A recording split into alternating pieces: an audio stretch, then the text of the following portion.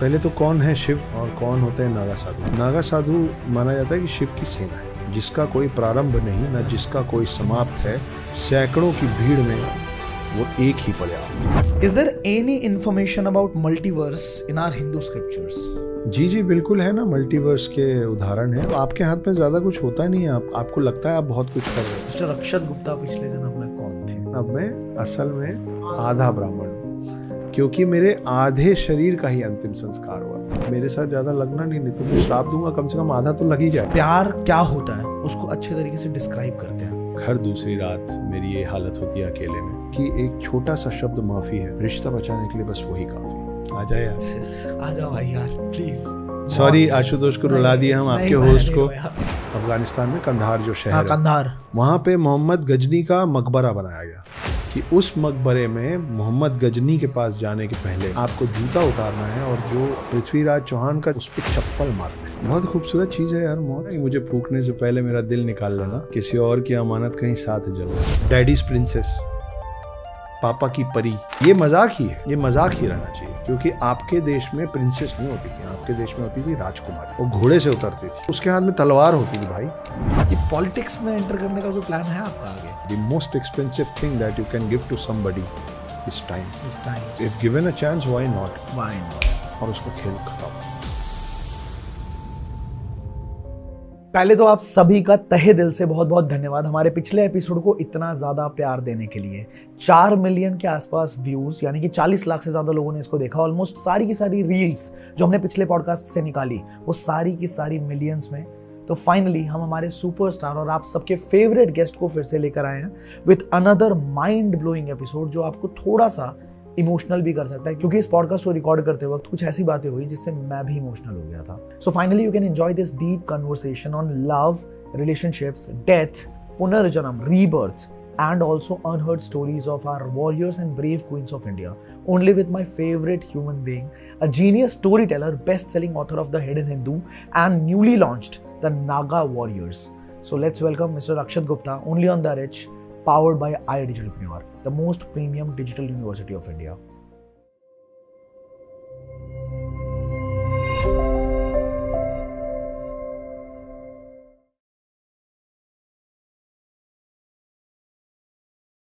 स्वागत है आप सबका दोस्तों मेरे फेवरेट पॉडकास्ट के अंदर, क्योंकि मुझे पता है आज कंटेंट कैसा निकलने वाला है। और जो इंसान मेरे सामने बैठे हुए हैं पहचान की मोहताज बिल्कुल भी नहीं है। और आप जितने भी पॉडकास्ट चैनल्स जानते हो, मैं तो ब्रैग और बोस्ट कर सकता हूँ इस बारे में, क्योंकि मैं इन्हें अपना बड़ा भैया भी कहता हूँ। और जितने भी पॉडकास्ट चैनल आप देखते हो, आपको मोस्ट पॉपुलर पे मोस्ट प्रोबेबली आपको यही चेहरा दिखने वाला है। One of the amazing writers, poet, lyricist, author, जिनकी किताबें इतनी वायरल हैं, and my favourite human being, most welcome mister Akshat Gupta. Thank you so much. I love you too. कैसे हैं आप? बिल्कुल बढ़िया भाई, लगे हुए हैं इस नई किताब के प्रमोशन में जोर शोर से। आपको प्रमोशन की जरूरत है वैसे भैया? सबको है भाई, कौन से हीरो को उसकी फिल्म के प्रमोशन की जरूरत ये फैक्ट है होती है, लेकिन ये पार्ट एंड पार्सल है। और आप जिस दिन आप अपने सक्सेस या अपनी काम को अन्यथा लेने लगेंगे, if you will start taking it for granted कि अरे मैं हूँ, तो उस दिन काम खत्म हो जाएगा। बस अगर आप दिखोगे नहीं तो आप भुला दिए जाओगे। बिल्कुल। तो ये हम एक राइटर के पूरे प्रोसेस में 3-4 स्टेप्स होते हैं जी। पहला अच्छा सोचना, फिर अपनी क्षमता में अच्छा लिखना, उसके बाद उसको पब्लिशर्स तक पहुंचा के छपवाना, और सबसे ज़्यादा ज़रूरी है आपका आखिरी स्टेज। वो छाप तो देगा पब्लिकेशन जी, उसको हर बुक स्टोर पे और अमेज़ॉन और फ्लिपकार्ट में रखवा भी देगा, लेकिन बेचने का काम पब्लिकेशन उसका नहीं होता है। ये बहुत बड़ा मिसकंसेप्शन है बहुत सारे ऑथर्स को कि अगर कोई बहुत बड़े पब्लिकेशन हाउस ने छाप दिया तो अपना काम हो गया। नहीं बॉस, आपका काम वहाँ से शुरू हुआ है, क्योंकि उनका काम छाप के स्टोर्स तक पहुँचाना है। अगर स्टोर्स पे नहीं बिकेगा ना, तो स्टोर्स उनके पास वापस भेज देगा। तो आपको बेचना है, और वो उस किताब, कोई भी किताब तब बिकती है जब उसके बारे में लोगों को पता चलता है। ये तो मैंने आपसे एक बहुत ज़बरदस्त चीज़ सीखी। वर्ल्ड बुक फेयर में मैंने एक चीज़ देखी दोस्तों, पर्सनल एक्सपीरियंस शेयर कर रहा हूँ। Despite being so famous and मतलब इतना प्यार मिलता है आपको, इतने सारी, आपको एक सेकंड की फुर्सत नहीं होती, पर फिर भी वर्ल्ड बुक फेयर में मैंने 10 के 10 दिन इन्हें सुबह के 10 बजे से लेके रात के करीब करीब 6 बजे तक, शाम के 6 बजे तक, 8 बजे तक खड़े रहते थे और फुर्सत एक जगह नहीं होती थी। जहाँ ये जा रहे हैं इस पेंगुइन पे जा रहे हैं तो वहाँ पे भीड़ लग रही है। आप एक और पब्लिकेशन था प्रभात पब्लिकेशन, वहाँ पे जा रहे हैं, वहाँ भीड़ लग रही है। हमसे भी मिलने की फुर्सत नहीं थी इन्हें।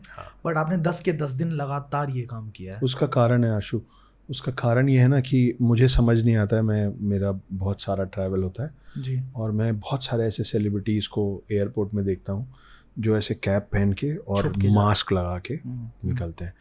तो मुझे बड़ा कन्फ्यूजन होता है उन लोगों को देख के कि भाई आप मेहनत तो इसीलिए कर रहे थे कि आपको सब लोग पहचान ले।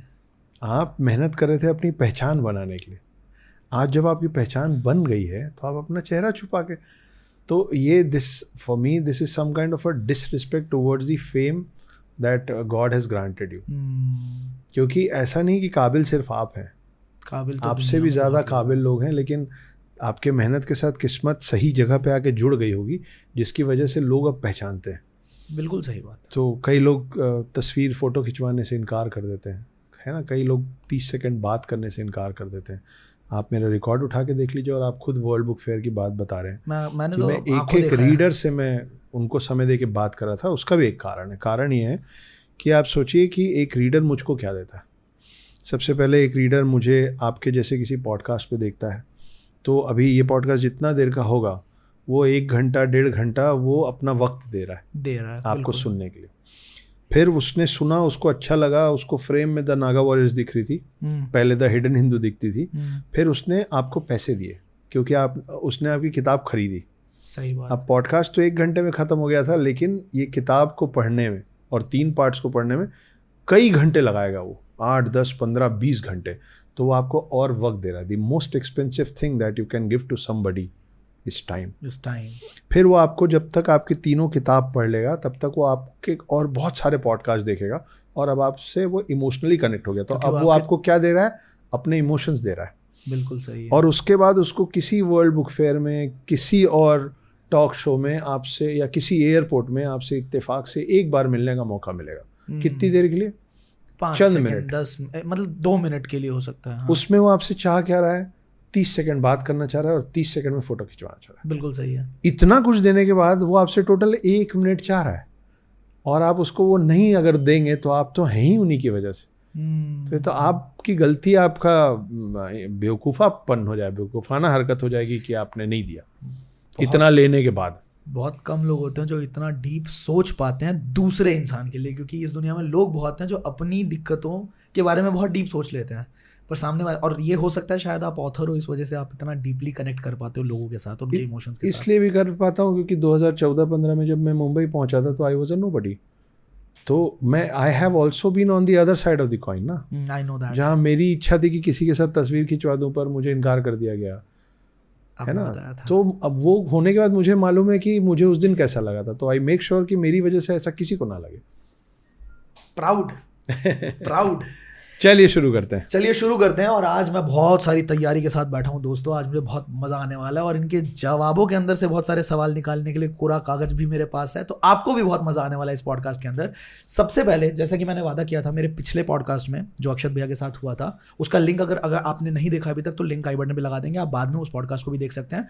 तो उसके अंदर से कुछ ज़बरदस्त क्वेश्चन मैं लेने वाला हूँ सर, ठीक है। सबसे पहला क्वेश्चन है मयंक चौधरी का। हाय मयंक। मयंक चौधरी कहते हैं कि Akshat Gupta should be education minister of Bharat, और एक @horizon_chan ये कहते हैं कि अगर sir was my teacher in my school college life I would have never skipped a single class. तो सर बताइए कि पॉलिटिक्स में एंटर करने का कोई प्लान है आपका आगे?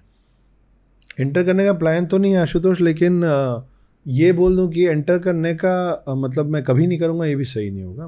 मतलब if given a chance, why not? अगर मुझे ऐसा लगता है कि I have something to offer, और वो लोग जो मुझे पॉलिटिक्स में अगर कभी लाने का सोचे तो नेचुरली उनको भी लग रहा है कि he has got something to offer. Correct. तो जब मुझे लग रहा है कि मैं कुछ दे सकता हूँ और उनको लग रहा है कि ये कुछ दे सकता है, करेक्ट, तो फिर मैं दूंगा। Very good, very nicely answered. मतलब मेरे को लगता है पहली बार किसी इंसान ने ऐसा नहीं होते हुए जब वो पॉलिटिक्स में, क्योंकि आमूमन किसी भी इंसान से पूछो कि नहीं जी हम तो नहीं करेंगे, बट जब मौका मिलता है तो वो कर भी लेते हैं। और फिर वो उन्हीं की वीडियो उन्हीं के साथ उन्हीं के अगेंस्ट चली जाती है बाद में। ऐसा हुआ है ना दोस्तों, आपको पता होगा किसकी बात कर रहा हूँ। बहुतों के साथ हुआ है। पर ऑल्सो ये है ना कि भाई आपके हाथ में ज़्यादा कुछ होता नहीं है। आपको लगता है आप बहुत कुछ कर रहे हो, आपके डिसीजन मेकिंग्स एक्चुअली आपके होते नहीं। तो आज के हिसाब से आप अपना फ्यूचर प्रेडिक्ट करके नहीं बोल सकते हैं, है ना, कि ये तो मैं कभी करूँगा ही नहीं, हो सकता है हो जाए। तो आपको हमेशा दरवाजे और विंडोज़ खुले रखने चाहिए। जो होता है अच्छे के लिए होता है, और कोई प्लान होगा किसी का जिसकी वजह से अगर कल को आ गए तो आ गए, उसमें प्रॉब्लम। सही। @सौरवी महता 733 ये पूछती हैं, हाय सौरवी। हाय सौरवी। तो ये पूछती हैं कि सीता जी की अग्नि परीक्षा की अनदर साइड भी है, स्टोरी ऑफ छाया, कि सीता जी असली सीता जी नहीं थी जिसको रावण हरण करके लेके गया था। तो क्या ये स्टोरी सच्ची है या बनाई गई है? मेरे हिसाब से बनाई गई है। उसके 2-3 मैं लॉजिकल आंसर्स देने की कोशिश करता हूँ। पहली बात तो सीता जी को पहले से मालूम था कि रावण उनको छू नहीं सकता है, क्योंकि रावण को एक पुराना श्राप था कि किसी भी महिला को अगर बिना उसके अनुमति के तुम हाथ लगाओगे तो तुम्हारे सर के 1000 टुकड़े हो जाएंगे, है ना, पहली बात। दूसरी बात कि अगर सीता जी खुद नहीं गई होती, उनकी छाया को अगर रावण ले गया होता, तो ये राम जी को पता होता कि उनकी सीता सुरक्षित है, फिर इतना बड़ा विध्वंस नहीं मचता। और तीसरा और सबसे महत्वपूर्ण बात कि अगर वो छाया होती तो आखिरी में जब ये बोला गया था कि वो रावण के पास रह के आई हैं और वो अब शुद्ध नहीं है, जिसकी वजह से उन्होंने फिर अग्नि परीक्षा दी थी जी, और नाराज़गी से फिर फाइनली वो धरती के अंदर चली गई थी, है ना। तो फिर वो सब कुछ नहीं होता, क्योंकि उनको इस बात का, ये जो उन पे लांछन लगा, उस लांछन से उनको इतनी तकलीफ ही नहीं होती, क्योंकि वो तो वहाँ थी ही नहीं। तो अगर ये हुआ होता ना, तो फिर रामायण के किसी छंद में, किसी खंड में कहीं ना कहीं इस बात का रिवीलेशन हम लोगों के सामने आ चुका होता कि सीता तो थी ही नहीं, लेकिन ये सिर्फ इसलिए पूरा स्वांग रचा गया था ताकि रावण को मारा जा सके। तो सीता को असल में रावण लेके गया था, ये सच है, लेकिन रावण सीता जी को कभी छू नहीं पाया था, ये भी सच है। तीसरा सवाल पूछती हैं अमी फुलेत्रा 5815। Hi Ami. Is there any information about multiverse in our Hindu scriptures? जी बिल्कुल है ना, मल्टीवर्स के उदाहरण हैं, और एक नहीं 2 तो मुझे अभी याद हैं, और होंगे जो मुझे याद नहीं है। आप ज़्यादातर इंग्लिश के साइंस फिक्शन जो फिल्में देखते हैं, उन सब में जो बातें हुई हैं, चाहे आप टाइम ट्रैवल की बात करें, आप टेलीपोर्टेशन की बात करें, आप मल्टीवर्स की बात करें, आप पैरेलल यूनिवर्स की बात करें, ये सभी चीज़ों पे जो लोग फिल्म बना रहे हैं, ये सब आपके ग्रंथों में अलग अलग तरीके से लिखा हुआ है। 2 उदाहरण, क्या नाम बताया इनका आपने? अमी फुलेत्रा। हाँ, तो अमी जी के सवाल का जवाब देते हुए 2 मैं आपको इंसिडेंट्स बता देता हूँ। एक राम से जुड़ा हुआ है और एक कृष्ण से जुड़ा हुआ है। ठीक है। क्या है, जब राम जी अपना शरीर त्यागने वाले थे और विष्णु रूप में वापस वैकुंठ धाम जाना था, जब उनका पूरा कार्यकाल रामायण का, यहाँ उनकी पूरी ड्यूटीज़ निभ गई थी, हनुमान उनसे इतना प्रेम करते थे कि हनुमान बोले कि या तो आप मेरे साथ यहाँ रुकेंगे या मैं आपके साथ वहाँ जाऊँगा। ये दोनों पॉसिबल नहीं था, क्योंकि हनुमान 7 चिरंजीवियों में से एक होने वाले थे जिनको अभी कलयुग तक यहीं रहना था, है ना। लेकिन राम को लौटना था, क्योंकि राम को वापस जाके और फिर कृष्ण रूप में वापस भी आना था। सही बात है। तो हनुमान अपने राम के सामने बिल्कुल बच्चे रहते हैं, मतलब जिद वाले बच्चे भी हो जाते हैं। हाँ। तो कैसे हम बच्चों को, जब छोटा बच्चा होता है जो अपने पिता को जाना नहीं देना चाहता है, तो हम क्या करते हैं, हम उसको कुछ बुद्धू बनाते हैं, उसका ध्यान कहीं भटकाते हैं और निकल जाते हैं, सही बात। तो वैसे ही राम जी ने किया। राम जी ने अपनी अंगूठी उतारी और ज़मीन के क्रैक के अंदर गिरा दी और बोले, हनुमान मेरी अंगूठी गिर गई बेटा, जाइए लेके आइए। तो हनुमान सूक्ष्म रूप में घुस गए उस क्रैक के अंदर। वो अंगूठी ढूंढते ढूंढते ढूंढते ढूंढते वो इतने अंदर चले गए कि वो पाताल लोक में पहुंचे। जब वो पाताल लोक में पहुंचे तो वहाँ शेष नाग खड़े होके मुस्कुरा के उनके तरफ देख के मुस्कुरा रहे थे। तो हनुमान उनको देखे, उनको प्रणाम किए। तो शेषनाग बोले, क्या कर रहे हैं आप यहाँ? तो बोले, वो मैं अपने राम की अंगूठी ढूंढ रहा हूँ, गिर गई। तो मुस्कुरा रहे थे। बोले, आप मुझे देख के और मेरी बात सुन के मुस्कुरा क्यों रहे? तो शेषनाग ने बोला, अपने पीछे पलट के देखिए। तो जब हनुमान पीछे पलटे तो वहाँ पे सेम अंगूठी का एक पूरा पहाड़ बना हुआ था। तो हनुमान कंफ्यूज हो गए, बोले, मैं मतलब इसमें से मेरे राम की अंगूठी कौन सी है? तो शेषनाग ने बोला कि इसमें से आपके राम की अंगूठी नहीं, ये जितनी अंगूठियाँ दिख रही हैं सब आपके राम की। तो उनको समझ में नहीं आया। तो शेषनाग ने उनको समझाया कि बहुत सारे वर्स हैं, बहुत सारी पृथ्वी है, और सब में पैरेलली यही चल रहा है। और हर बार हर पृथ्वी से और हर कल्प में, कल्प क्या होता है, जब चारों युग खत्म होता है, सतयुग, त्रेता, द्वापर, फिर कलयुग। कलयुग के अंत में प्रलय आता है, सब कुछ ध्वस्त हो जाता है, उसके बाद फिर सतयुग शुरू होता है। तो जब फिर सतयुग शुरू होगा तो फिर त्रेता युग में फिर रामायण होगा, फिर से राम आएंगे, फिर से राम आएंगे, तो फिर से राम जाएंगे। तो एक पृथ्वी में जितनी बार कल्प हुए और वैसे जितनी पृथ्वी है उन सब में जितनी बार राम आए, हर बार राम हनुमान को इसी तरीके से बुद्धू बना के निकले। लेकिन ऊपर में कितने भी रेल्म्स हो, वो नीचे ऐसा आप स्नोबर्ग देखे होंगे ना, जो ऊपर में इतना बड़ा रहता है लेकिन वो अंदर जाते जाते जाते जाते छोटा हो जाता है, कॉर्नर हो जाता है। जैसे वो आइसक्रीम के कोन जैसी बात है। करेक्ट। तो ऊपर बहुत सारे अर्थ्स हैं स्पेस में, लेकिन वो सब जाके एक ही जगह पे उसका पाताल है। अच्छा। तो आप अगर छोटे छोटे आप पॉकेट सोचिए, तो आप किसी भी पॉकेट से कुछ गिराएंगे तो वो पहुंचेगा उसी कोने में। तो वो सारे रेल्म्स में जब जब राम जी ने ये किया था तो अंगूठी वहीं जाके पहुंची थी, और ये एक हनुमान पहुंचे थे जो अभी इस कल्प के हमारे त्रेता युग के हनुमान कहलाते। तो ये एक कहानी है। दूसरी तो ये राम जी की कहानी हो गई। अब कृष्ण जी की कहानी पे आ जाते हैं। तो कृष्ण जी की कहानी ये हुई थी कि सब कुछ महाभारत वगैरह सब कर लेने के बाद कृष्ण अपने द्वारका में बैठ के बांसुरी बजा रहे थे। ठीक है। अपने सिंहासन में बैठ के। अब सिंहासन है और राजपाट है तो फिर द्वारपाल भी होंगे। तो वहाँ द्वारपाल खड़े थे और ब्रह्मा, स्वयं ब्रह्मा भगवान उनसे मिलने आए। तो वो द्वारपाल ने रोक दिया। तो बोले आप कृष्ण को बताइए कि ब्रह्मा आए उनसे मिलने।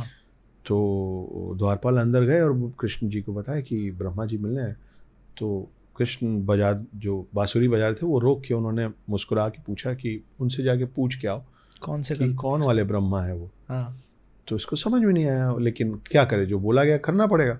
ये बाहर आए और बोले कि कृष्ण जी पूछ रहे हैं आप कौन वाले ब्रह्मा हैं। तो ब्रह्मा जी का ईगो हट हो गया। ऐसे कैसे पूछ दिया कि ब्रह्मा कौन वाले, मतलब क्या एक ही ब्रह्मा है, मैं ही हूँ ब्रह्मा, हटो यहाँ से। और धड़ धड़ वो अंदर चलेगा। बोले ये किस तरीके का सवाल है। तो कृष्ण जी, हमको पता है, हमको लगता है कि पूरे महाभारत में, आपने पूरे जन्म में कृष्ण जी 2 बार अपना विकराल रूप लिए थे, विष्णु का रूप लिए थे। एक बार तब लिए थे जब दुर्योधन ने बोला था कि बांध लो इस ग्वाले को, जब वो 5 गांव मांग के युद्ध को टालने के लिए आए थे, है ना। तो उस समय वो गुस्से से बड़े हो गए थे, तो विष्णु रूप दिखा था उनका सबको। जो उस दरबार में जो अच्छे लोग थे उनको विष्णु रूप दिखा था। जो बुरे लोग थे उनके सामने इतनी ज़्यादा रोशनी आ गई थी कि उनमें से कोई देख नहीं पाया था। दूसरी बार कृष्ण विष्णु का पूर्ण रूप लिए थे जब अर्जुन को गीता का सार देना था। लेकिन ये 2 बार नहीं हुआ है, टोटल 3 बार हुआ। तीसरी बार यहाँ होता है जहाँ ब्रह्मा आके इस तरीके से उनसे पूछते हैं और वो अपना पूरा विष्णु रूप लेते हैं। और जो हम नेकेड आइज से नहीं देख पाते हैं वो सारे रेल्म ब्रह्मा जी के सामने खोल देते हैं। तो आप इमेजिन करो कि एक बहुत विशाल का शरीर खड़ा है विष्णु का, और विष्णु के घुटने तक नहीं आ रहे ब्रह्मा जी अपने हाइट पे। और जब वो ऊपर देखते हैं तो अब स्वांस पे, मतलब अपने वो पक्षी के ऊपर बहुत सारे ब्रह्मा उड़ रहे थे, और सारे ब्रह्मा विष्णु जी को प्रणाम करते हैं। तो किसी का 3 सर है, किसी का 4 सर है, किसी का 2 ही सर है, क्योंकि जिसने जितनी गलतियां की शिव जी ने उतने गले उनके काट रखे थे। क्योंकि वो सब भाई ब्रह्मा है। हमारे ब्रह्मा ने एक गलती की थी तो उनका शिव जी के एक रूप ने अपने नाखून से उनका एक सर काट दिया था। तो जिसने ज़्यादा गलती की थी उसके ज़्यादा सर, जिसने एक भी गलती नहीं की उसके सारे सर थे, 3 सर थे। तो ब्रह्मा जी ने सारे दूसरे ब्रह्मा को देखा। अब ब्रह्मा कौन होता है? ब्रह्मा से ब्रह्मांड होता है। तो एक ब्रह्मा होगा तो एक ब्रह्मांड, लेकिन कई ब्रह्मा है मतलब कई ब्रह्मांड, मल्टीवर्स वो है। कई ब्रह्मांड मतलब मल्टीवर्स। तो ये अमी का जवाब थोड़ा लंबा था, लेकिन हाँ ये है जवाब। तो अमी, आपको आपके सवाल का जवाब मिल गया होगा आई एम श्योर। और मल्टीवर्स का जो कंसेप्ट है वो हमारे हिंदू स्क्रिप्चर से ही निकला है। हाँ, वो वेस्टर्न, वो हॉलीवुड नहीं लाया है मल्टीवर्स का कॉन्सेप्ट। वो भी उसकी भी रचयिता आप ही हैं। चलिए, एक क्वेश्चंस बहुत ज़्यादा आए थे हमारे पॉडकास्ट के पिछले पॉडकास्ट के कमेंट्स में, लेकिन एक क्वेश्चन जो बार बार आया था रिलेशनशिप्स के ऊपर थोड़ी सी बात मैं करना चाहूँगा, क्योंकि बहुत सारे क्वेश्चन थे रिलेशनशिप्स के बारे में। कि एक कहावत है ना कि if you love a flower you do not plug it, है ना। आप if you like it you plug it, if you love it आप प्लक नहीं करोगे, आप उसको पानी दोगे, आप उससे प्यार करोगे, है ना। तो रिलेशनशिप्स में कुछ स्क्रिप्चर्स की भी बात बताइए कि पहले के ज़माने में क्या ऐसे त्याग और समर्पण के क्या एग्जाम्पल्स हैं जो प्यार क्या होता है उसको अच्छे तरीके से डिस्क्राइब करते हैं कि वाकई में प्यार क्या होता है। देखिए, एंशिएंट स्क्रिप्चर्स की कहानियों में जाने से पहले आप लोगों के एज ग्रुप के हिसाब से मैं 2-3 चीज़ें आप लोगों को समझाना चाह रहा हूँ जो मुझे मेरे आसपास आजकल दिखता है कि बहुत रेगुलरली लोग रिश्तों में क्या गलती कर रहे हैं। This specially for youngsters like you, newly married, 2-4 साल की शादी हुई है, शादी होने वाली है, स्कूल कॉलेज में हो और अफेयर में हो, उन लोगों के लिए ये मेरा थॉट है जी। आपको और मुझे ये समझना पड़ेगा आशुतोष कि जिसको जो करना होता है ना, अगर चीटिंग करनी होगी ना तो चीटिंग करने के लिए, रिश्तों में बोल रहा हूँ मैं, है ना, स्पेशली गर्ल बॉय की बात कर रहा हूँ, हालांकि हम रिश्तों में बाकी सारे रिश्तों पे भी बात करेंगे। हाँ। आपको और मुझे ये समझना पड़ेगा कि जिसको चीटिंग करनी होती है ना वो कर ही लेता है। उसके लिए होटल का रूम होना या रात होना ज़रूरी नहीं, ठीक है। तो आप किसी पे फुल टाइम चेक नहीं रख सकते, आप सिर्फ अपना दिमाग ख़राब करेंगे। There is a very big difference between protection and suffocation. True, है ना। आप प्रोटेक्शन के नाम पे जब सामने वाले शख्स को सफोकेट करने लग जाते हैं, हाँ। तब आपका रिश्ता टूटने लग जाता है। There is a very big difference between concern and control. Wow. ये जो होता है ना कि मुझे चिंता हो रही है, कहाँ हो तुम, फ़ोन क्यों नहीं उठा रही थी, हाँ। वो एक लेवल तक कंसर्न होता है। उसके बाद वो कंसर्न आपके दिमाग में, और ख़ास करके आप जिससे सवाल पूछ रहे हो उसके दिमाग में वो कंट्रोल की शक्ल लेने लग जाता है कि मुझे उसको सब बताना पड़ेगा क्योंकि वो गुस्सा हो जाता है या हो जाती है ना। तो वो फिर आप कंसर्न शो नहीं कर रहे हो कि अरे 10 बज गया तो तुम घर क्यों नहीं पहुंची। सही बात है। वो आपके बराबर है, उसने आपको चुना है तो उसको मालूम है वो क्या कर रही है ना। तुम इससे क्यों मिल रही हो, तुम इसके साथ क्यों हो, ये जो सवाल होता है ना, फलाने से दूर रहो, ये कंसर्न नहीं होता है, फिर ये कंट्रोल हो जाता है। समझ रहे हो आप। तो there is a difference between protection and suffocation. आप प्रोटेक्शन, आप सोचिए कि मैं आपको अभी हग करूं तो आपको अच्छा लगेगा, पर मैं हग करके आपको दोनों तरफ से जकड़ने लग जाऊं तो आपको सफोकेशन होने लग जाएगा। करेक्ट है ना। करेक्ट। तो वही जो हग और जकड़ने का जो फ़र्क है ना, वही फ़र्क होना चाहिए प्रोटेक्शन में और सफोकेशन। आप प्रोटेक्शन के नाम पे किसी को सफोकेट करेंगे तो आपसे दूर हो जाएगा। फिर अगली बार जब आप जेन्युइनली भी हक करने आएंगे ना तो बोलेगा भाई दूर से रह ले भाई, मेरे को सफोकेशन नहीं चाहिए। और वही फ़र्क है कंसर्न और कंट्रोल में कि आप कंसर्न का लबादा उड़ा के, आप कंसर्न का मास्क पहना के सामने वाले को कंट्रोल करने की कोशिश। तुम ये मत खाया करो, मुझे पसंद नहीं है। अरे तुमको पसंद नहीं तो तुम मत खाओ। हाँ, इसका उल्टा क्यों नहीं कर लेते हो फिर। अगर आप ये सोचिए, मान लीजिए कि मैं नॉनवेज खाता हूँ फॉर एग्जाम्पल, और आप मेरे छोटे भाई, अब ये किसी भी रिश्ते पे लागू हो सकता है, ठीक है। यहाँ से जो मैं बोल रहा हूँ, आप हैं जो वेज खाते हैं, ठीक है, मुझे नॉनवेज खाना पसंद है, या आपको ड्रिंक करना पसंद है और मुझे ड्रिंक नहीं पसंद है, ठीक है। मैं आपको बोल रहा हूँ यार तू ड्रिंक मत किया कर, मुझे नहीं पसंद। अगर आप इसका उल्टा करने लग जाए, तो अगर आप बोलने लगे कि यार तू भैया आप ड्रिंक किया कीजिए क्योंकि मुझे पसंद है, तो जितना गलत ये हो जाएगा कि आप इसलिए ड्रिंक कीजिए भैया क्योंकि मुझे पसंद है ड्रिंक करना, उतना ही गलत ये है कि आप ये इसलिए मत कीजिए क्योंकि मुझे पसंद नहीं। समझ गया, आप समझ रहे हो। बिल्कुल सही, बिल्कुल। तो अगर मैं आपसे ये नहीं कह रहा हूँ कि तुम भी नॉनवेज खाओ, तो मैं आपसे ये चीज़ पे जिद इसीलिए नहीं कर रहा हूँ क्योंकि मुझे आपकी जिद नहीं चाहिए कि तुम ये खाओ या तुम ये मत खाओ। तो एक बड़ी पुरानी कहावत है कि आप रूप भोजन और पर रूप श्रृंगार। हाँ, कि अपने पसंद का खाना चाहिए और दूसरे के पसंद का पहनना चाहिए, दिखना चाहिए, ठीक है। तो आपका आचरण किसके प्रति क्या है उस पर फिर भी सामने वाला बोल सकता है कि मुझसे ये व्यवहार मत किया करो, मुझे पसंद नहीं, क्योंकि उस व्यवहार में वो इन्वॉल्व हो गया। करेक्ट है ना। अगर मैं दोस्ती यारी में आके जब आपसे मिलता हूँ पीठ में जोर से मार देता हूँ, वो तो फिर मेरे साथ एक कहानी हुई है, इस पर मैं बताऊंगा, ठीक है। तो जब कई लोग इसी तरीके से मिलते हैं, कई लोगों की आदत होती है कि आते साथ ना मजाक करते करते गाली दे देना। हाँ हाँ। उसमें अगर आप बोलेंगे ना मुझसे इस तरीके से मत मिला करो, मुझे पसंद नहीं, तो ठीक बात है, ठीक बात क्योंकि है। वो जो हो रहा है आपके साथ हो रहा है, यू आर इन्वॉल्व।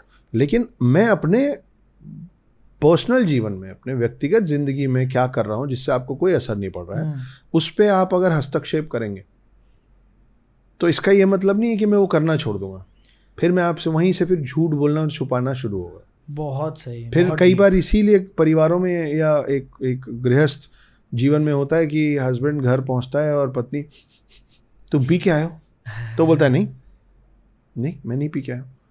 छोटा सा झूठ है पर झूठ बोलना पड़ रहा है उसको, तो क्या आपके बोलने से उसने पीना छोड़ दिया? नहीं छोड़ा, नहीं छोड़ेगा। और अगर बहुत ही ज़्यादा प्रेम होगा और वो छोड़ भी देगा, उसका मन तो था ना करने का, तो मन से तो नहीं छोड़ रहा है ना वो, तो फिर उसको तब तक करने दो जब तक उसके मन से सच में ना हट जाए। नहीं तो वो बाद में, अभी तो प्यार में मान गया, फिर किसी दिन जिस दिन गुस्से में होगा ना उस दिन, और वो जो 5 बार वो नहीं पिया ना, 6ठी बार एक बार में पी के आएगा वो। तो जिसको जो करना होता है कर लेता। लेकिन इस पे एक मैं उनकी तरफ से सवाल पूछता हूँ, जैसे जो लोग कंसर्न दिखाते हैं लेकिन वो, हाँ वो हो जाता है, वो डेलिबरेट नहीं होता लेकिन अनजाने में वो कंट्रोल हो जाता है। जैसे मान लीजिए कि कोई किसी को खाना पसंद है बट उसके पार्टनर को पता है कि यार ये जो खाना चाहता है, बार बार बर्गर खाना चाहता है मान लीजिए, तो ये इसकी हेल्थ को इफेक्ट करेगा, and because I love him, because I love हर, तो मैं नहीं चाहता कि इसके हेल्थ पे इस तरह का इफेक्ट डाले। तो वो धीरे धीरे उसके सबकॉन्शियस में फीड करता रहता है कि भाई नहीं खाओ, अच्छा नहीं होता, बुरा होता है। तो वो, अब वो तो आप इसी को एग्जांपल के तौर पे लेते हैं कि एक लड़की है, उसने अपने लड़के को पास्ट में उसकी हरकतों की वजह से देखा हुआ है कि इसने गलतियां करी हुई हैं, ऑल्दो वो सुधर गया बट उसके दिमाग पे एक बहुत इंप्रेशन है ऐसा कि यार इसने पहले भी ऐसा किया हुआ है। जब इनफैक्ट जब वो रिलेशनशिप में भी नहीं थे, लेट्स सपोज, उससे पहले ही उसने अपने कर्म तो बताता ही है, इंसान नया नया आता है तो उसको पता नहीं होता, वो अपनी डूड वाली हरकतें करता है, सारी चीजें बता देता है। तो जब वो बताता है तो उसके दिमाग पे एक इंप्रेशन आता है कि अगर ये ऐसा था तो क्या ऐसा करेगा, और उस डर की वजह से वो सामने वाली पॉसेसिव हो जाती है। मैं सिर्फ ऑडियंस का पर्सपेक्टिव समझ के आपसे ये सवाल पूछना चाहता हूँ, तो ऐसे केस में इस इंसान को क्या समझना चाहिए? आप सोचिए कि अगर मैं आपके साथ चल रहा हूँ और मेरी नाक बह रही है, हाँ है ना, मेरी मैंने नाक इमेजिन कर लीजिए, है ना, हाँ। तो मेरी नाक बह रही है, तो लोग मेरे को ऐसा देखेंगे तो मेरा मखौल उड़ेगा ना। जैसे ही मैंने अभी बोला कि मेरी नाक बह रही है तो आप हंसने लग गए, तो दुनिया मेरा मजाक उड़ाएगी कि ये देखो इसको होश नहीं है, इसका नाक बह रहा है। सही बात, सही बात। वहां पे अगर आप मुझको बोलेंगे कि नाक पोंछ लो तो वो कंसर्न ही होगा, हाँ, है ना। लेकिन उसी को आप हर बार जब मैं निकलूं, आप नाक पोंछ लीजिए प्लीज, नाक पोंछ लो, या फिर आप अपने हाथ से रगड़ रगड़ के रोज उसका नाक पोंछेंगे तो छिल जाएगा भाई उसका नाक। तो हर चीज ना एक बैलेंस में ठीक लगता है। आप, अगर मैं आपको ये बोल रहा हूँ कि आशुतोष मुझे नॉनवेज पसंद नहीं है, तो मैंने एक बार इन्फॉर्म कर दिया कि मुझे नॉनवेज नहीं पसंद है। मैं शायद आपको इसलिए बोल रहा हूँ कि आप किसी दिन मुझे इंसिस्ट ना करें, अरे खा के तो देखो यार बहुत टेस्टी होता है ना। वहां तक जब तक है ना, वहां तक ठीक है। लेकिन जिस दिन मैं आपकी थाली में झांक के बोलूंगा ना कि इस अपनी थाली से निकाल दो क्योंकि मुझे पसंद नहीं है, तो वो गलत है। तो ये जो फर्क है ना, ये हर किसी को इंडिविजुअली अपने अपने रिश्ते में खुद समझना पड़ेगा कि क्या कंसर्न है और क्या कंट्रोल, और क्या प्रोटेक्शन है और क्या सफोकेशन। नाइस। रिश्तों की जब बात हो रही है तो एक चीज़ आई एम श्योर आपने भी देखा होगा, मैंने तो ये नोटिस बहुत ज़्यादा किया है कि आज के रिश्ते ना टिक नहीं रहे हैं जी। आज के टाइम पे जो रिश्ते हैं, अदरवाइज ना ले मेरी बातों को, लेकिन ये सच है, मैंने अपने आसपास देख लिया। मतलब अभी तक तो सुनता था पर आसपास ही देखने को मिल जाता है कि शादी होती है और 2-3 महीने 4 महीने के अंदर ही कुछ ना कुछ ऐसा हो जाता है। गलती किसकी होती है, हम किसी की पर्सनल लाइफ में तो है नहीं, बट ये सच है कि चीज़ें टिक नहीं रही हैं। तो रिश्तों को बचाने के लिए आप, चूँकि आप बहुत डीपली सोचते हो और बात करते हो, इसलिए मैं आपसे पूछना चाह रहा हूँ और इनको बताना चाह रहा हूँ, रिश्तों को बचाने के लिए क्या करना चाहिए? मैं सिर्फ डीपली सोचता नहीं हूँ, मैं रिश्ते खोया भी हूँ। खोए भी हैं आप? तो मैं रिश्ते खो के भी सीखा हूँ कि रिश्ते क्यों बिगड़ते हैं और फिर क्यों बिछड़ते हैं, है ना। तो ये भी एक प्रोसेस है कि पहले रिश्ते बिगड़ते हैं फिर बिछड़ते हैं। तो होता क्या है ना कि जैसा आपने बोला कि मुझे नहीं पता गलती किसकी होती है, मुझे पता है गलती किसकी होती है। किसी भी रिश्ते में किसी एक की गलती नहीं होती है ना, दोनों की होती है भाई। अगर आपको छत ढालनी है ना, तो आपको भले 4 दीवार नहीं चाहिए, पर 2 दीवार चाहिए, एक इस कोने में और इस कोने में, तब उसके ऊपर छत बनेगी। ठीक है ना। तो जैसे कोई चीज़ बनाने के लिए दो दीवारों की या 2 हाथों की ज़रूरत होती है, वैसे ही किसी चीज़ को बिगाड़ने के लिए भी 2 लोग लगते हैं। किसी एक की गलती से घर नहीं टूटते, रिश्ते नहीं टूटते। कोई पिता ये नहीं बोल सकता है, भले पब्लिकली बोल ले, है ना, कि पूरी गलती उसकी थी, लेकिन कहीं ना कहीं उस पिता को मालूम रहेगा कि बेटे के साइड कुछ गलतियां मेरी तरफ से भी थी। जैसे गुस्से में पिता हाथ उठा दिया, है ना, उस थप्पड़ का क्या छाप छूटा, वो पिता को शायद कई सालों बाद समझ में आएगा। सच सच सच सच सच है ना, सच। प्लस क्या होता है कि आप बड़े हैं, और क्योंकि आप बड़े हैं, आप एक शब्द बोलने से हमेशा गुरेज करेंगे, वो है माफ़ी, सॉरी। तो मेरा हमेशा से ये कहना है कि एक छोटा सा शब्द माफ़ी है, रिश्ता बचाने के लिए बस वही काफ़ी। क्या बात है। बड़े और छोटे से कुछ नहीं होता यार। अगर आपको इस बात का एहसास है कि आपसे सामने वाले से हुई गलती, सामने वाले से हुई गलती, मैं ये नहीं बोल रहा आप माफ़ी इसलिए मांगो क्योंकि गलती सिर्फ आपकी थी। कई बार क्या होता है ना कि 2 में से कोई भी ये इनिशिएट नहीं कर पाता है कि मैं सॉरी कैसे बोलूं। सच। लेकिन आप देखिए और आप प्रैक्टिकली करके देखिए, आपके सारे दर्शकों से बोलो, अगर आपको लगता है कोई अच्छा दोस्त था जिससे आपकी दूरी हो गई, उसने 2 बातें बोली, आपने 4 बोल दी, या उसने 4 बोली और आपने 1 बोल दी, और रिश्ता खराब हो गया। कई महीने हो गए, कई साल हो गए, शायद कॉलेज का कोई दोस्त था जिसकी शादी भी हो गई, बच्चे भी हो गए, आपको सब उसके बारे में पता है, लेकिन आप उससे टच में नहीं है। आप उसको एक बार कॉल करिए और आप बोलिए, यार वो जो अपने बीच में जो डिफरेंसेस क्रिएट हुए थे ना, उस दिन मैंने तेरे को, तूने 4 लाइन बोली, फिर मैंने वो जो 1 लाइन तेरे को बोल दी थी ना, आई एम सॉरी यार। पता है सामने से रिस्पॉन्स क्या आएगा? सामने से रिस्पॉन्स क्या आएगा? भाई मैं भी ना यही बोलना चाह रहा था तेरे को कि आई एम सॉरी यार, वो जो 4 लाइनें मैंने बोली थी ना, मुझे नहीं बोलना चाहिए था। क्योंकि सबको ना अपनी अपनी गलती का एहसास होता है। गरारी वहां जाके अटक जाती है कि पहले कौन, क्योंकि सॉरी बोलने में आप नीचे हो जाते हैं ना, और कहीं नीचे नहीं होते, अपने दिमाग में नीचे होते हैं कि गलती वाला नहीं। अच्छा आप, हाँ, और आप 1 लाइन हमेशा सुनेंगे, मैं क्यों सॉरी बोलूं, गलती उसकी भी तो थी, हाँ उसकी भी तो थी, तो सॉरी मैं क्यों बोलूं। आपको ये समझना पड़ेगा कि भी एक इतना प्यारा शब्द है, भी वो शब्द है जो कभी अकेला नहीं होता।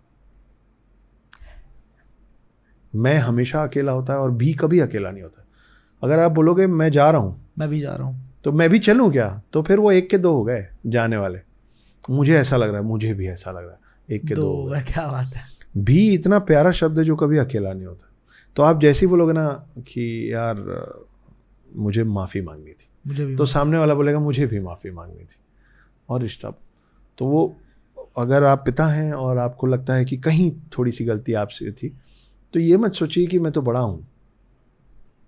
आप और बड़े हो जाएंगे अगर आप बोलेंगे कि बेटा गलती तो तुम्हारी भी थी, लेकिन चलो मैं अपने साइड की गलती के लिए तो तुमसे सॉरी बोल ही सकता हूँ, मेरे से भी इस रिश्ते में। और यही पति पत्नी में होता है, यही गर्लफ्रेंड बॉयफ्रेंड में होता है।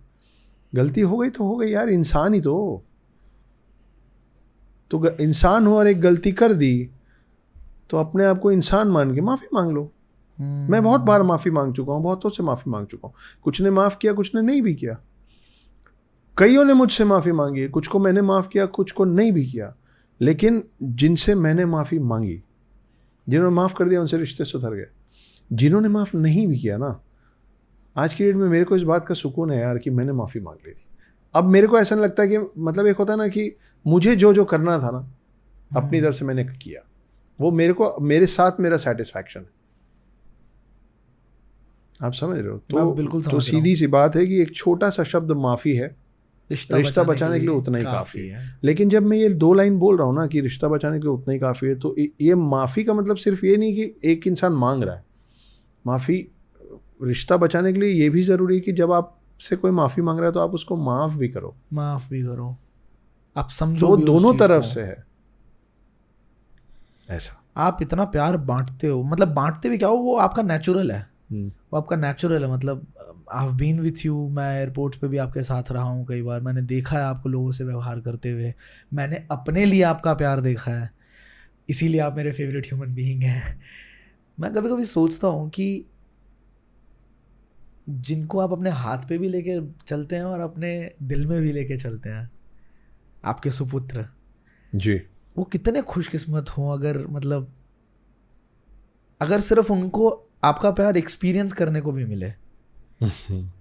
तो मैं ये जानना चाहता हूँ, मिले आप उस पॉडकास्ट पे जो हमारी बात हुई थी, उसके बाद आप अभी तक मिल पाए हो आराध्य से? नहीं आशुतोष, जब आपसे पॉडकास्ट में बात हुई थी तब 9 साल हो गए थे। आज जब आप और मैं आमने सामने बैठे तो 10 साल हो गए। नहीं मिले? नहीं मिले, अभी हम इंतज़ार कर रहे हैं उनके आने का।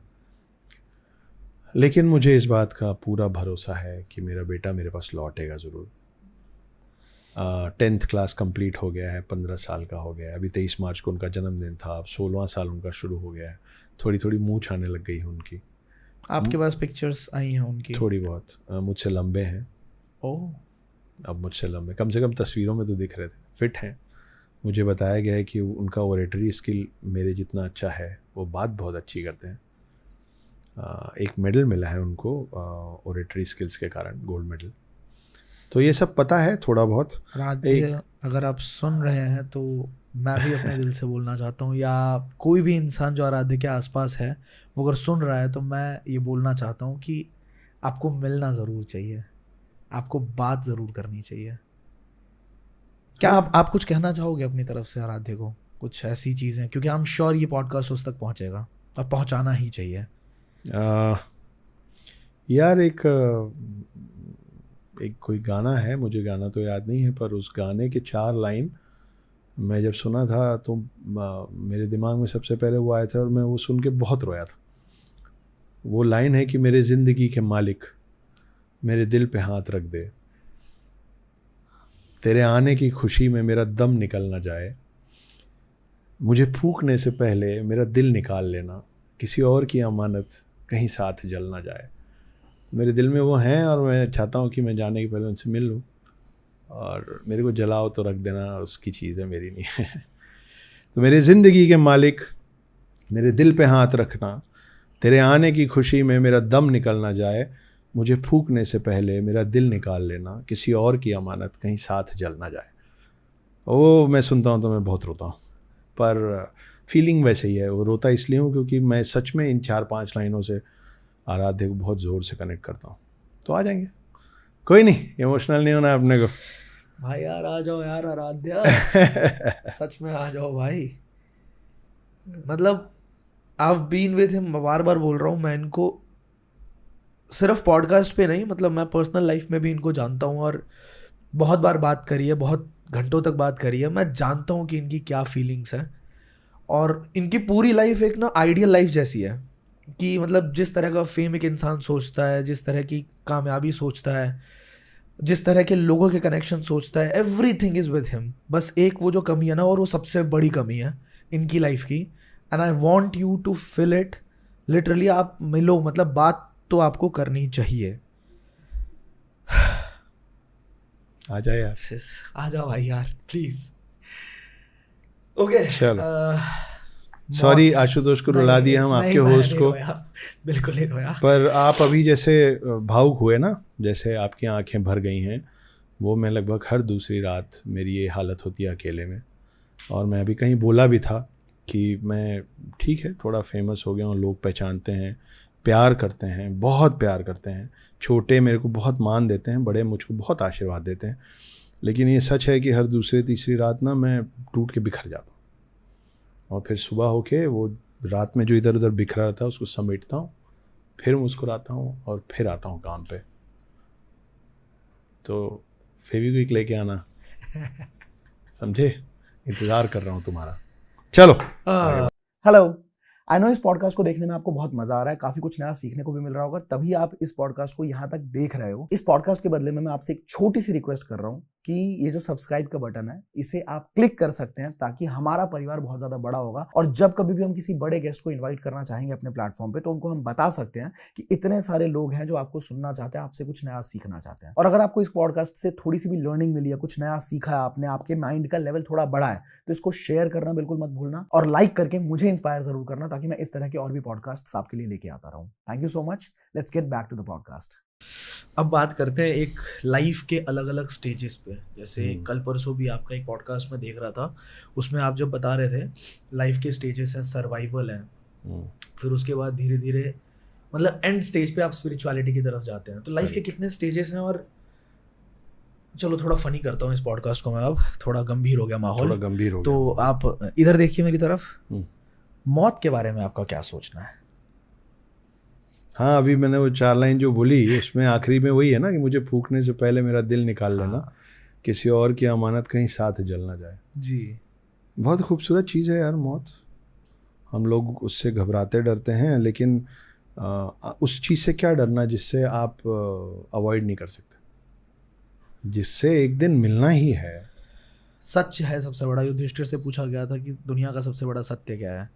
हाँ, मौत। तो दुनिया का सबसे बड़ा सत्य मृत्यु है। और आपको मालूम है कि धर्मराज युधिष्ठिर ने ये जवाब क्यों दिया था? क्यों दिया था? धर्मराज युधिष्ठिर ने ये जवाब इसलिए दिया था क्योंकि यमराज के बहुत सारे सुपुत्र हैं, जिनमें सबसे ज़्यादा मान्यता जिसको मिली हुई है वो खुद धर्मराज युधिष्ठिर है। हाँ जी, तो पांडवों में जो धर्मराज युधिष्ठिर हैं वो असल में यमराज के पुत्र हैं। जी, जैसे सूर्यपुत्र कर्ण थे, यमपुत्र, हाँ, इंद्रपुत्र थे अर्जुन, सूर्यपुत्र थे कर्ण, वैसे यमराज के पुत्र हैं धर्मराज युधिष्ठिर। और यमराज को भी एक श्राप मिला था जिसकी वजह से उनको भी पृथ्वी में एक बार जन्म लेना पड़ा था, और वो जो जन्म लिए थे वो थे राजा धृतराष्ट्र, मतलब युधिष्ठिर के बड़े पापा उस जन्म में। कितनी मतलब ये कहाँ से ये सत्य का पता कैसे लगाऊं मैं? ये सत्य का क्योंकि कमेंट के अंदर आएगा एक आधे नहीं, पुराणों में लिखा हुआ है, किताबों में लिखा हुआ है। हम आपको, मुझे किताब का नाम याद नहीं, पर हाँ मेरे घर में है, मैंने पढ़ा है इसको, मैं सुनी सुनाई बात नहीं कर रहा हूँ। तो वो है ऋषि मंडाव थे, मंडाव बोलते हैं। हाँ। उन्होंने उनको ये श्राप दिया था, तो तब यमराज को आना पड़ा था। यमराज के साथ और बहुत इंटरेस्टिंग चीज़ें जुड़ी हुई हैं यार। अब आप देखो, अब जैसे कई लोग बोलते हैं ना कि सोल तो होता ही नहीं। सोल तो होता ही नहीं। जैसे जितने अब्राहमिक रिलीजन्स हैं, हाँ, है ना, क्रिश्चियनिटी है, इस्लाम है, वो लोग पुनर्जन्म पे विश्वास नहीं करते। उनका मानना है आए गए खत्म। हम क्या बोलते हैं कि एक आत्मा होती है जो एक शरीर धारण करती है, फिर वो शरीर छोड़ती है, फिर दूसरा शरीर लेती है ना जी। तो आप कभी सोचे हो कि हम लोगों में बोला जाता है कि जब आप मरते हो तो आपको लेने यमराज आते हैं? सुने हो? हाँ? यमदूत आते हैं, हाँ, यमराज आते हैं, भैंसे पे आते हैं। तो वो जब आपका शरीर खत्म ही हो गया है और उसको तो यहीं पृथ्वी में जला दिया जाएगा, हाँ, तो लेने किसको आ तो रहे वो हैं? लेने क्या आते हैं? वो आत्मा को लेने आते हैं। कैसे लेने आते हैं? भैंस में बैठ के आते हैं और उनके हाथ में एक रस्सी होती है, उसको कहते हैं काल सूत्र। वो उस काल सूत्र में आपकी आत्मा को बांध के आपके शरीर से बाहर खींचते हैं, तब जाके आपको साइंटिफिक लैंग्वेज में मृत घोषित किया जाता है। तो यमराज जो हैं वो बड़े, जैसे अभी मैंने आपको बताया कि यमराज के जो पुत्र हैं वो धर्मराज युधिष्ठिर हैं, यमराज की एक बहन भी, और वो आपके दिल्ली में यमुना नदी। जी, तो यमराज की बहन जो हैं उनका नाम यमुना है। और यमराज के जब आप राज्य में पहुंचते हैं, उसको यमपुरी भी बोलते हैं जी, है ना, यमलोक भी बोलते हैं, तो वहाँ पे 4 आंखों वाले कुत्ते बैठे हुए हैं। 4 आंखों वाले कुत्ते बैठे हुए हैं। तो यमराज से जो जो जानवर एसोसिएट होते हैं वो है एक भैंस जो उनका वाहन कहलाता है, उनके जो दरबान है वो 4 आंखों वाले कुत्ते हैं। ये सब लिखा हुआ है, गरुड़ पुराण में लिखा हुआ है, यमराज के बारे में जहाँ जहाँ वो यमपुरी को डिटेल में डिस्क्राइब किया गया वहाँ लिखा हुआ है। इनके साथ और 3 पक्षियों का नाम जुड़ता है, वो है कौवा, उल्लू और कबूतर। ओके। इसीलिए आप देखिएगा कई जगह ये बोला जाता है कि आप अपने घर में कबूतर का वास ना होने दें। वो जो कोने में एसी के बैठा रहता है, हाँ, या कहीं कोने में रखो। हाँ, तो हम हमेशा बोलते हैं कि कबूतर आपके घर में अपना घर ना बनाए। सुना है ना आपने? हाँ। उल्लू से डर लगता ही है। हाँ। उल्लू रात का प्राणी है, थोड़ा डार्क फोर्सेस है उसमें, और आप मतलब जितने भी ऐसे पक्षी हैं जो आपको आराम से दिखते हैं ना, उन सबको आप पालना सीख गए। तोता है, चिड़िया है, मैना है। आप कभी किसी को कौवा पालते नहीं देखें ना, वो पलेगा भी नहीं। वो नहीं पले, देखिए आप कोई भी पक्षी पालतू नहीं है। पालतू तो कोई भी नहीं है, पालतू तो कोई वो तो हमने अपनी पिंजरों में डाल के पालतू बना दिया। वो तो आप आदमी को पिंजरे में डाल दीजिए और बोल दीजिए मेरा पालतू आदमी है, तो वो भी पालतू हो जाएगा।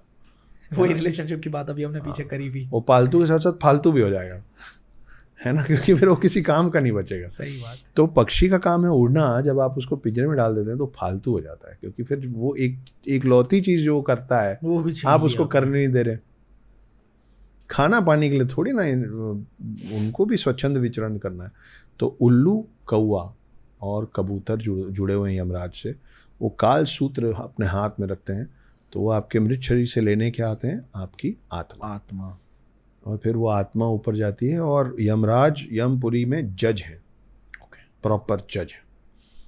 तो चित्रगुप्त उनको बताते हैं, चित्रगुप्त को आप देख लीजिए एज द एडवोकेट, लॉयर, कि योर ऑनर इसने ये क्राइम किया है, लेकिन इसने ये अच्छा भी किया है। दुनिया का सबसे बड़ा अकाउंटेंट चित्रगुप्त ही है, मतलब पूरे ब्रह्मांड का। करेक्ट। इतना लेखा जोखा। करेक्ट।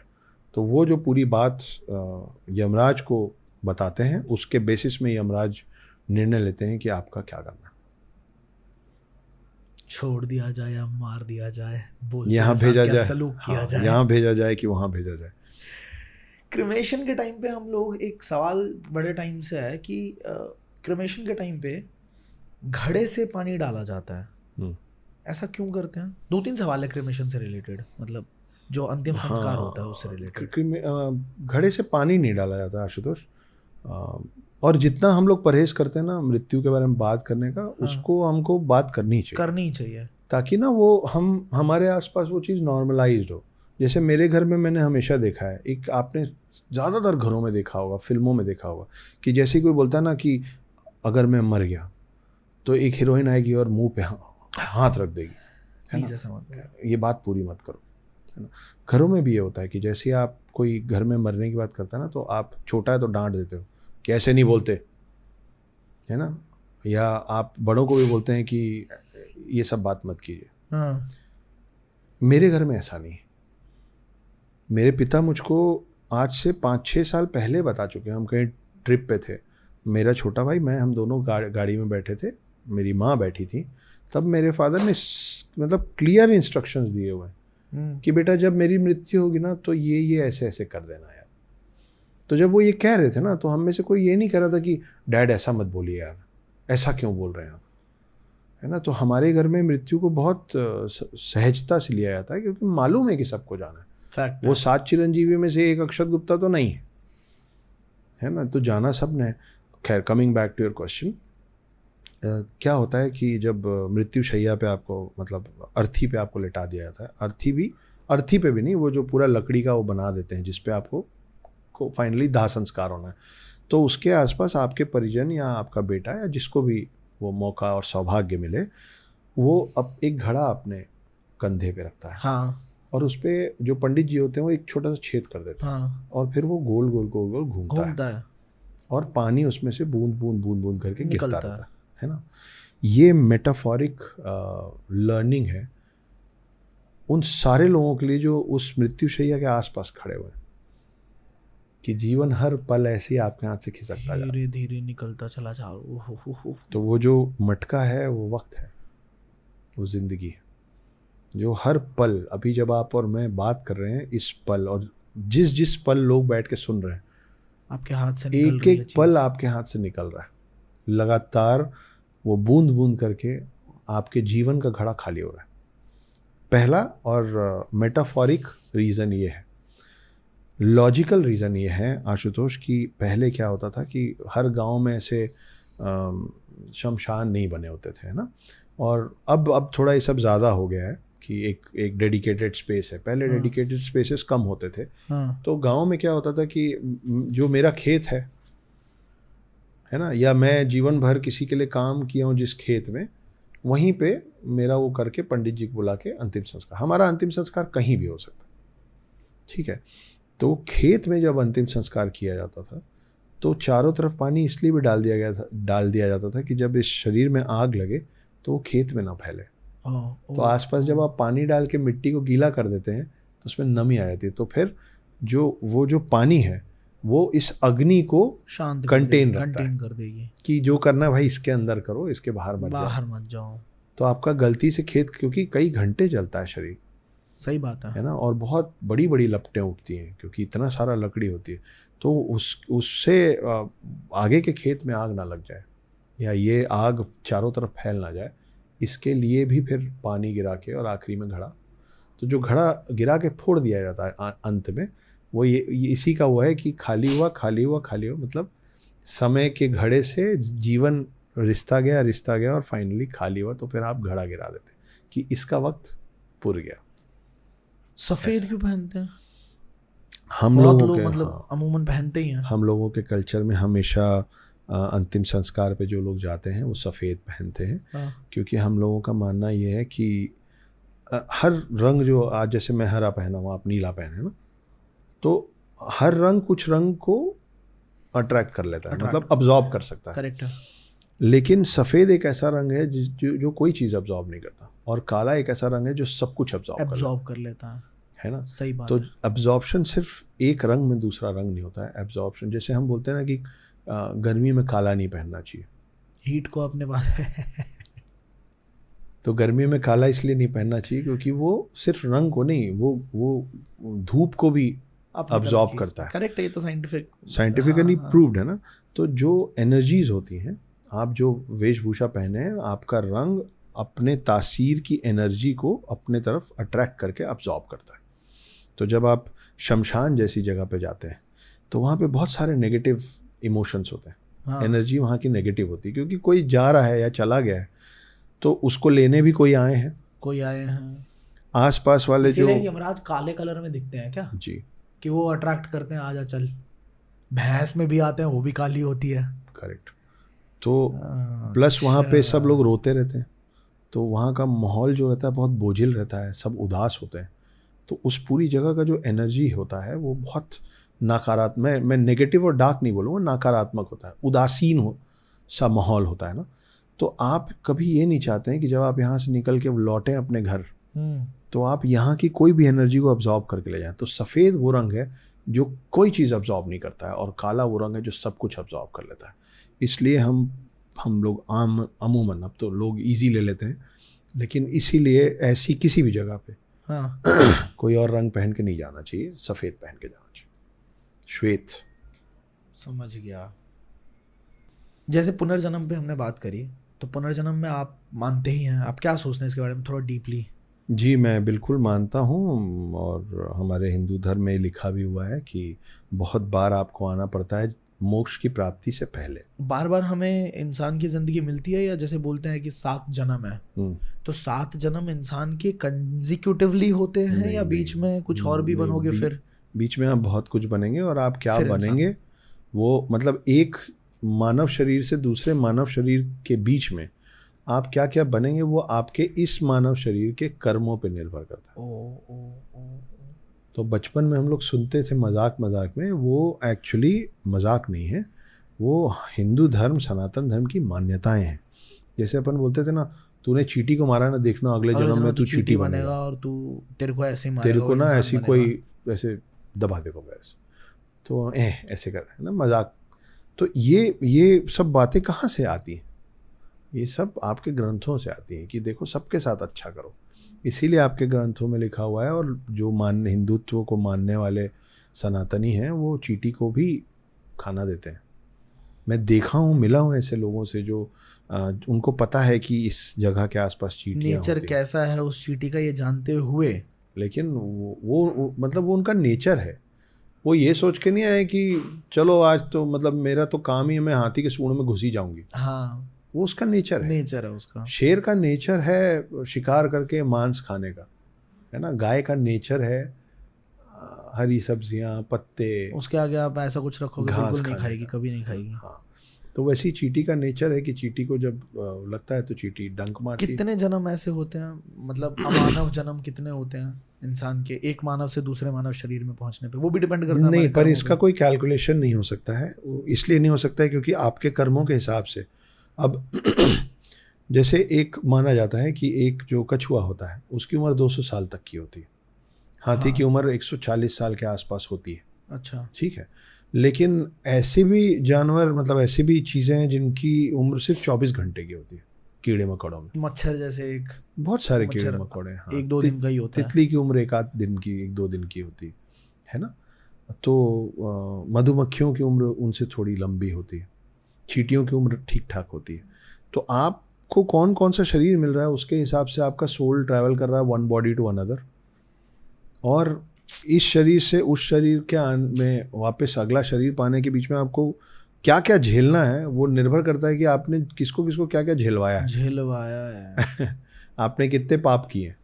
ओहो, तो उस हिसाब से फिर आप इस बीच में बहुत सारे प्रेत योनि, भूत योनि, ये सब भी तो होता हाँ है। हाँ, सब होता है, सब होता है।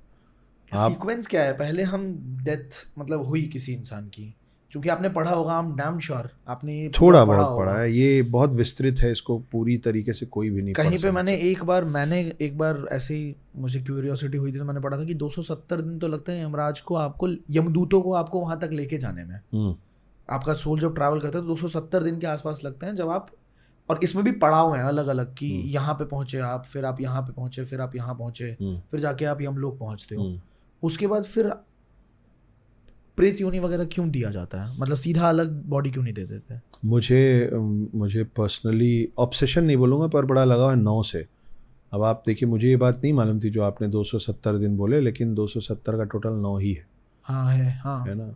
और मैं 9 बार बार करता हूँ। हाँ। और मुझे नहीं मालूम मेरे को क्यों लगा हुआ है ये, लेकिन द नागा वॉरियर्स के साथ 2 इत्तेफाक जुड़े। पहला इत्तेफाक ये कि मेरे पब्लिशर ने एक दिन अचानक से बोला कि अक्षत हम 27 मई को रिलीज़ कर रहे हैं। 279 तो 279 हो गया। और जब पहली बुक मेरे हाथ में आई, आप वर्ड फाइल में लिखते हैं, है ना, आपको नहीं पता होता है कि जब वो वर्ड फाइल से किताब में जाएगा तो वो कितने पन्नों में बनेगा। ओके, हाँ सही बात है। क्योंकि एक वर्ड फाइल के पेज में जितने वर्ड्स आते हैं वो एक बुक के पेज में नहीं आते। ठीक है, फिर उसमें आप टाइटल वाला एक पेज छोड़ेंगे, इंडेक्स का एक पेज जोड़ेंगे, कुछ होगा। तो आप किसी हालत में ये निर्धारित नहीं कर सकते कि प्रिंटिंग प्रेस से जब किताब छप के निकलेगी तो उसमें पन्ने कितने होंगे। इत्तेफाक से नागा वॉरियर्स में टोटल पेज है 243 और उसका टोटल होता है 9। तो खैर, हम विषयांतर हो गया। देखिए, इसका कोई सेट फॉर्मेट नहीं है कि आप मानव शरीर छोड़ेंगे तो ये वो वाला रास्ता नहीं है कि आपको दिल्ली से मुंबई जाना है तो उस बीच में ये शहर ही पड़ेंगे, इसी सीक्वेंस में पड़ेंगे। शहर ऊपर नीचे नहीं हो सकते हैं, लेकिन जीवन ऊपर नीचे होता है। तो आप मान लीजिए कि एक सोल का एज 1000 साल का है, तो वो 1000 साल आप ये समझ लीजिए कि सोल एक डेस्टिनेशन से शुरू हुआ है जी, और उसका दूसरा डेस्टिनेशन है मोक्ष। ठीक है, अब या तो एक स्ट्रेट डेस्टिनेशन हो सकता है, आप यहाँ से निकले और सीधे यहाँ चले गए। ऐसा हो ही नहीं सकता। ऐसा पहले के लोगों के साथ हो जाता था, वही कहलाते थे सप्तऋषि सन्यासी, जिन्होंने जीवन में सिर्फ एक ही काम किया है, धर्म के रास्ते पे चले हैं, अध्यात्म की ओर अग्रसर रहे हैं, पूजा पाठ ये सब किया है, अपने सारे दायित्व बिल्कुल तरीके से उसका वहन किया है, तो उनका सफ़र आसान हो जाता है। ओके। लेकिन आप सोचिए कि आप जब एक डेस्टिनेशन से दूसरे डेस्टिनेशन के लिए निकलते हैं और अगर आप मैप्स लगा के चल रहे हैं, है ना, गूगल मैप, और गूगल मैप को या तो आप समझ नहीं पाए या किसी वजह से गूगल मैप ने कुछ गलत डायरेक्शन दिखा दिया, तो फिर आपका रास्ता लंबा हो जाएगा ना अपने आप ही। फिर कहीं कहीं आप उलझ भी जाते हैं। कई बार ऐसा मैप में होता है कि वो वहीं घुमाता रहता बार बार, कि कहीं से 2 किलोमीटर से घूम के आप फिर वहीं पहुंच गए।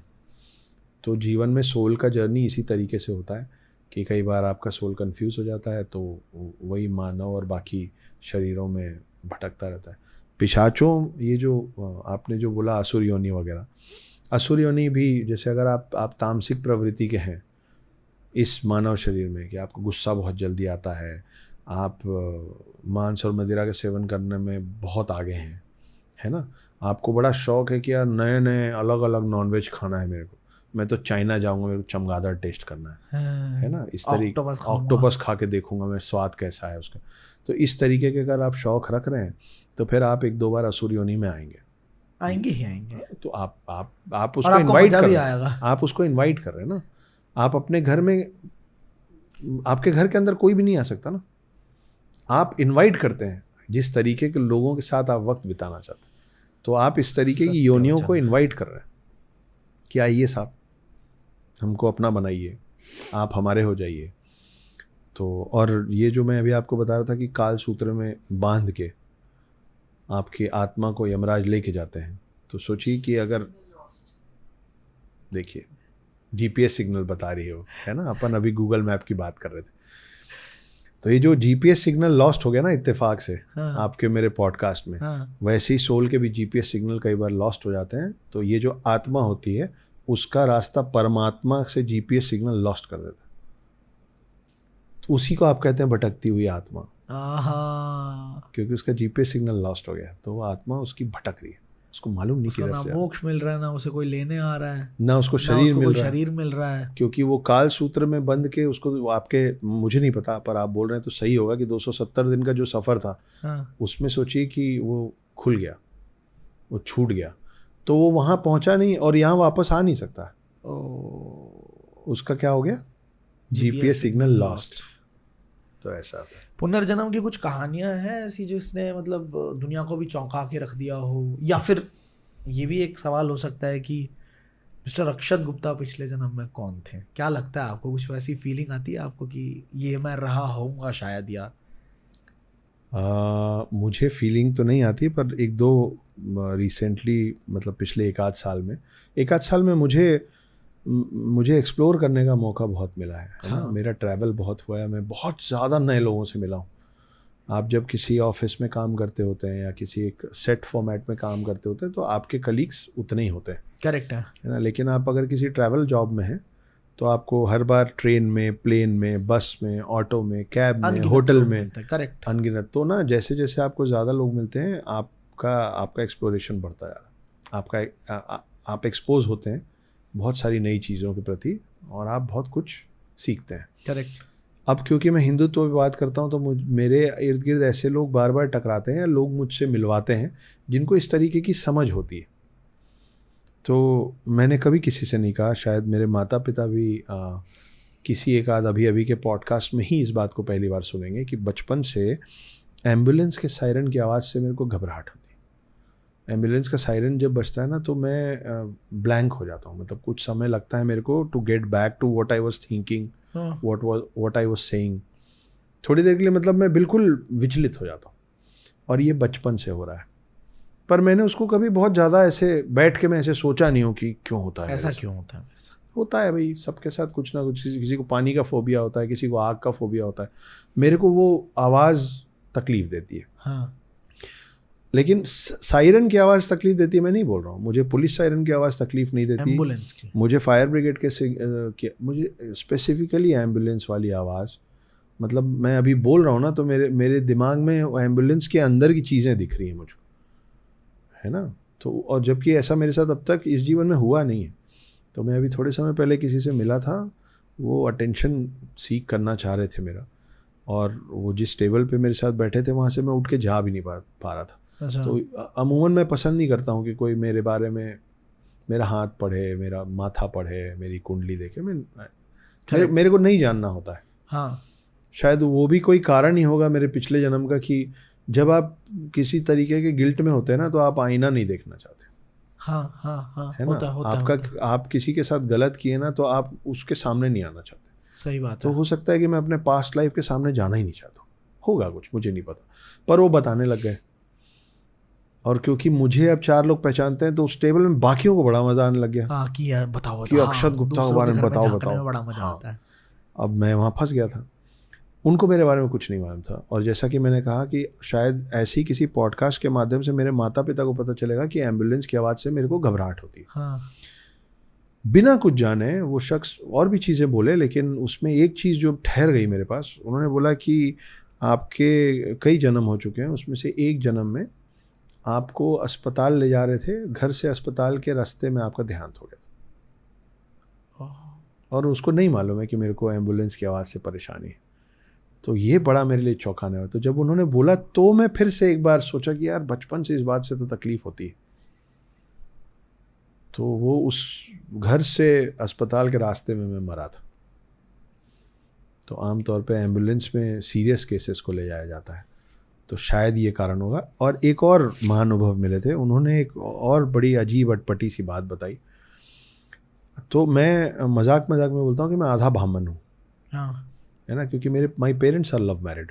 ओके। तो मेरे डैड तो गुप्ता हैं क्योंकि मैं हूँ, इसीलिए मैं, मतलब क्योंकि मैं हूँ इसलिए डैड गुप्ता नहीं है, क्योंकि डैड गुप्ता है इसलिए मैं गुप्ता हूँ। और मेरी माँ से उनका लव मैरिज है, तो मेरी माँ उच्च कोटि ब्राह्मण है, है ना, शर्मा है।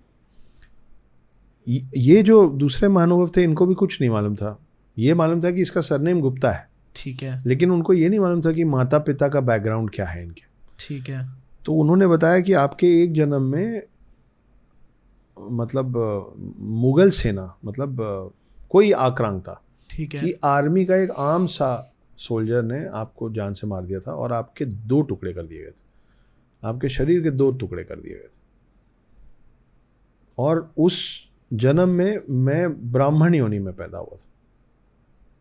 तो जो 2 टुकड़े हुए, वो एक टुकड़ा क्या हुआ किसी को नहीं पता, या उन्होंने नहीं बताया। तो जब मेरा अंतिम संस्कार हुआ था ना, तो अंतिम संस्कार के लिए मेरा आधा ही शरीर था।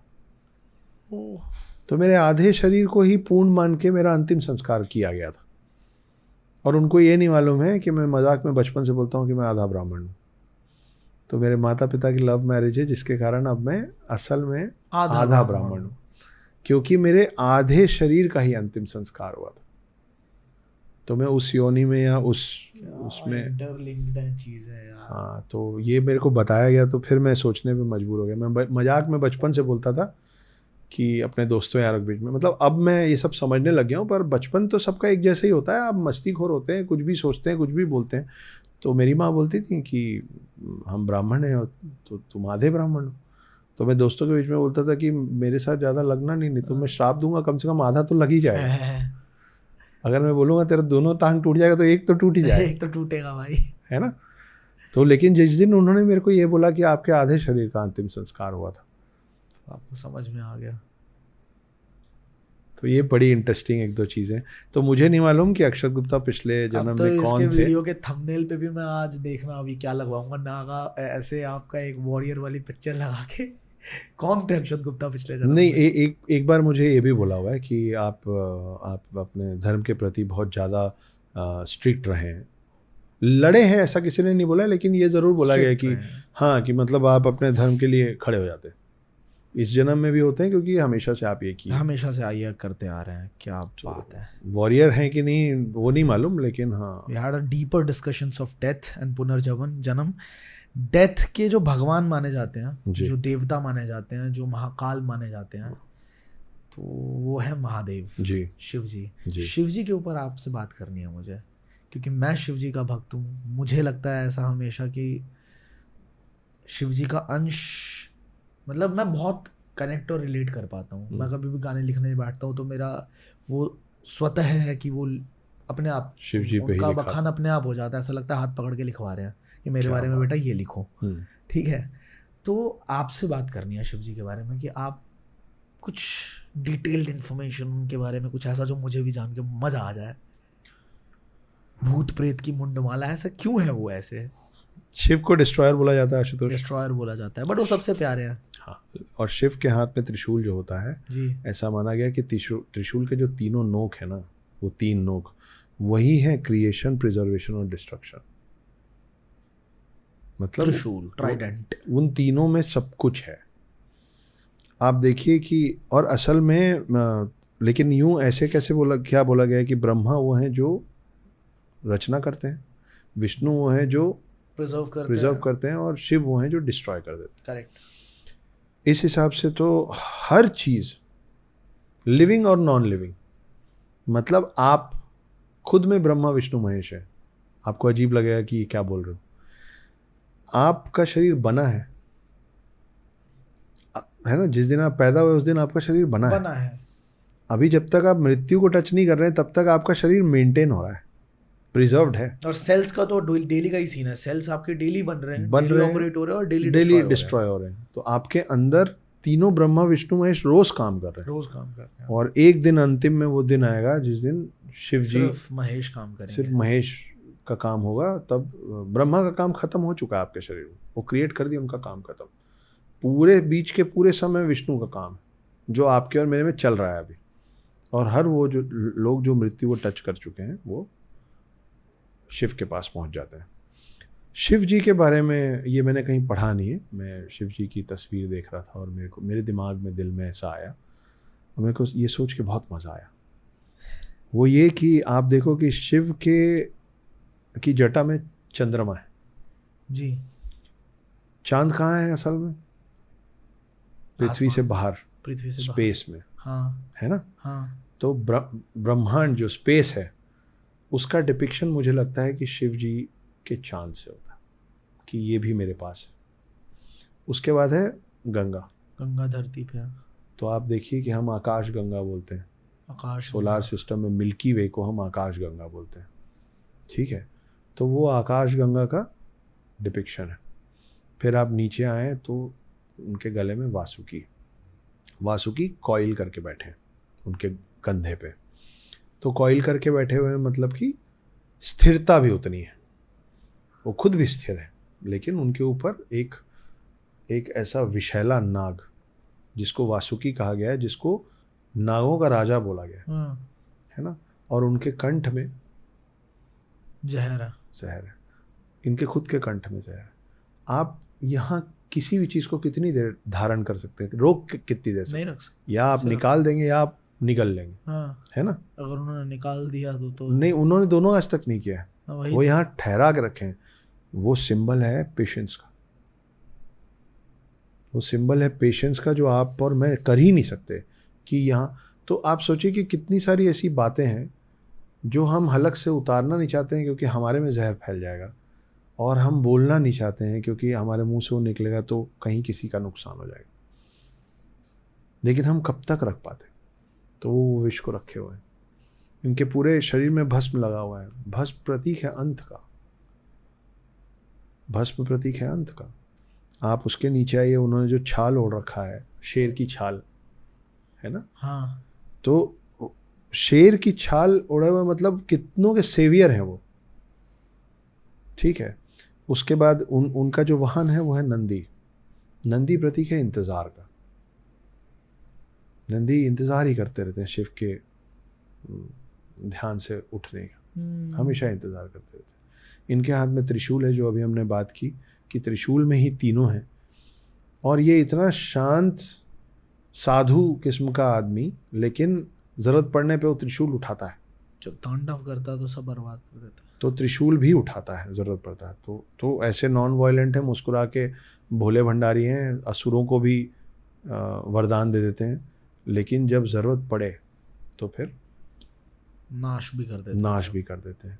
आप उनके फिर वो जिस एक पत्थर पे बैठे हैं, उस पत्थर को आप समझिए पृथ्वी, कि वो पृथ्वी पे उनका वास है।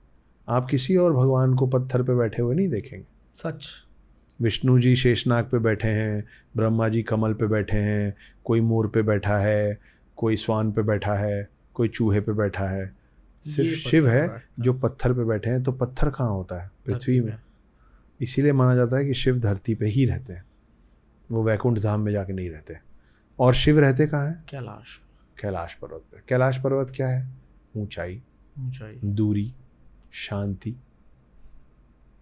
पर्वत मतलब शांत, करेक्ट, ठीक है, ठंडक।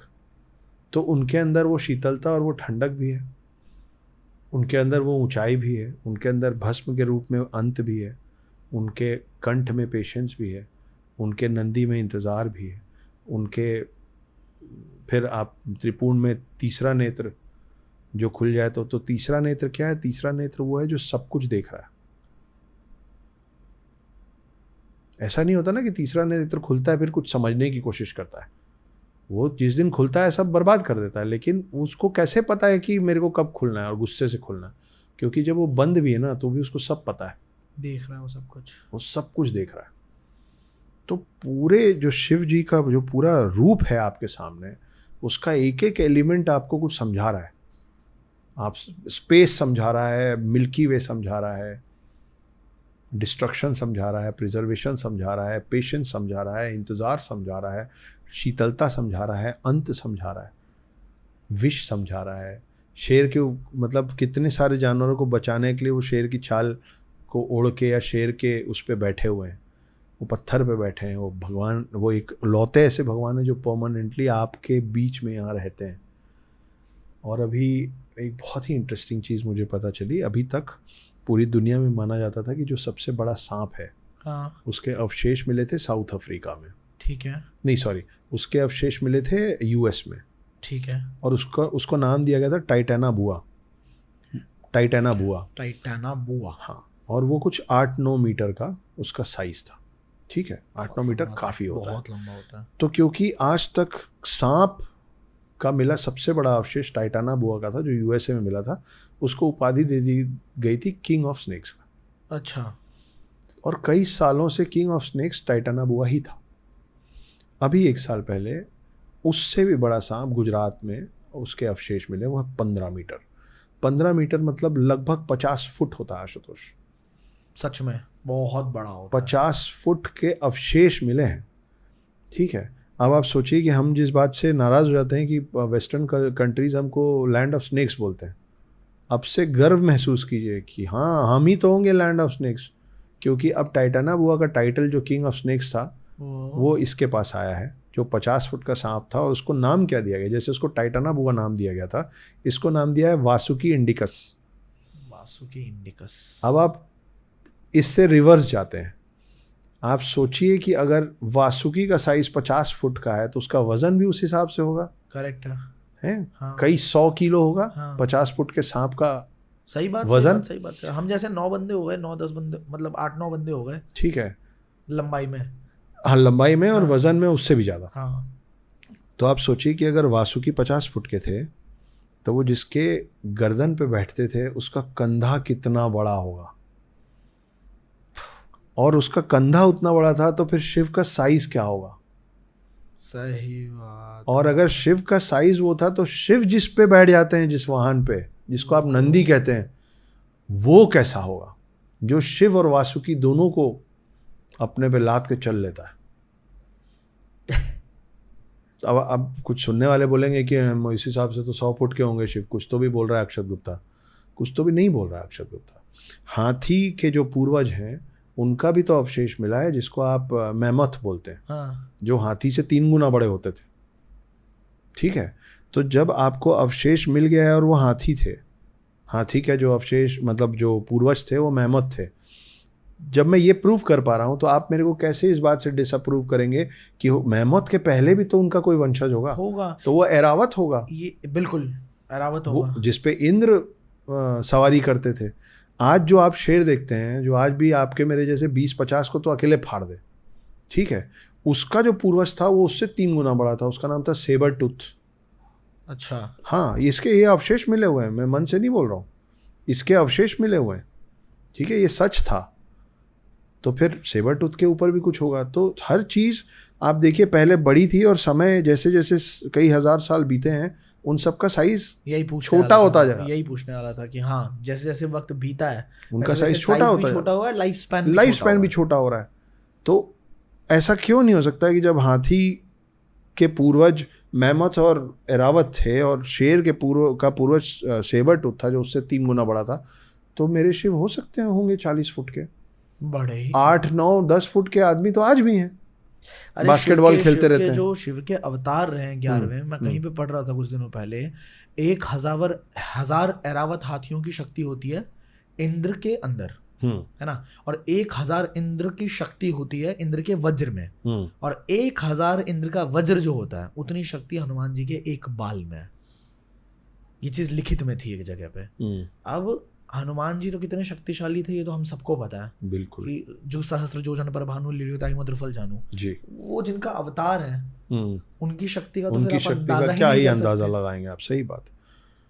तो ऐसे ही थोड़ी ना हमने भगवान महादेव के भक्त जो होते हैं वो अघोरी साधु भी महादेव के भक्त होते हैं जी। लास्ट टाइम हमने मांस खिला दे वाली जो एक चीज करी थी वो बहुत वायरल हुई और जगह जगह पे लोगों ने मुझे आज भी लोग मिलते हैं जो बोलते हैं हमने आपका वो वाला देखा था, मांस खिला दे। भाई अगली बार अगर आप कोई भी ऐसा पॉडकास्ट देखते हो हमारा तो दूसरे बंदे का भी चेहरा ऐसे याद कर लो मुझे ऐसे दरकिनार मत किया करो मेरी आंखों के सामने। एनीवेज, तो Naga warriors, this is a beautiful story. और दोस्तों जो भी इंसान इसको पढ़ता है, पढ़ना अवश्य पढ़ना, मैं खुद पढ़ रहा हूँ इसको, शुरुआत करी है मैंने। मेरा नाम जरूर ढूंढना है, इस किताब में एक जगह पे मेरा नाम भी मेंशन्ड है। हाँ ये सच है, इनका नाम मेंशन्ड है। और आप लोगों के लिए टास्क है कि आप इस किताब को ऑर्डर करें, मंगवाएं। और आशुतोष प्रतिहस्त का नाम कौन से पन्ने पे लिखा है ये आप कमेंट में डालिए, बताइए। तो नागा साधु के बारे में कुछ, ये कौन होते हैं ये नागा साधु, और ये जो कहानी है इस पे तो आएंगे, लेकिन नागा साधु शिवजी से लिंक्ड है क्या? बिल्कुल। कुंभ मेला में तो कई बार सुना है कि नागा साधु कुंभ मेला में आते हैं, तो इसमें थोड़ा डिटेल हमें बताइए। तो पहले हम लोग समझ लेते हैं कि कुंभ मेला होता क्या। ठीक है, 12 साल में एक बार होता है, इतनी इन्फॉर्मेशन है, इसके ऊपर कुछ नहीं जानते। कुंभ का मतलब होता है मटका, कलश। कुंभ जो शब्द है उसका शाब्दिक मीनिंग जो है वो होता है कलश या मटका। ठीक है। इसके पीछे कहानी, मतलब ये कुंभ मेले का जो कॉन्सेप्ट है ना, ये शुरू होता है सागर मंथन से। समुद्र मंथन। जी, समुद्र मंथन से जुड़ा हुआ है आज का कुंभ मेला आपका। एक कहीं पे ये भी मैंने पढ़ा था, बड़ा इंटरेस्ट आता है मुझे भी इन चीज़ों के अंदर। 12 साल में जुपिटर जो है वो एक रिवॉल्यूशन कंप्लीट करता है, गुरु, और इसी की वजह से कुंभ मेला जो है वो 12 साल में एक बार होता है। हाँ, ये थोड़ा सा साइंटिफिक अप्रोच है, एस्ट्रोलॉजर्स का अप्रोच हो सकता है ये। लेकिन हिंदुत्व का जो अप्रोच है इस बात को लेके वो ये है, हिंदुओं का नहीं बोल रहा हूँ, हिंदुत्व का बोल रहा हूँ। वो अप्रोच ये है कि जब सागर मंथन, समुद्र मंथन, सागर मंथन जब हुआ था और उसमें से फिर निकला था अमृत कलश। कुंभ का मतलब कलश। तो वो अमृत कलश जो निकला था वो देव भी चाह रहे थे और असुर भी चाह रहे थे। तो देव इसको लेके, क्योंकि अमृत चखने के पहले देव भी मर सकते थे, तब तक वो इमॉर्टल नहीं हुए थे, है ना? तो ये अमृत इनको चाहिए, तो देवों ने असुरों के हाथ से अमृत मंथन छीना और सारे देव भागे। अमृत कलश को इन लोगों के हाथ में ना पड़ने देने के लिए वो भागे।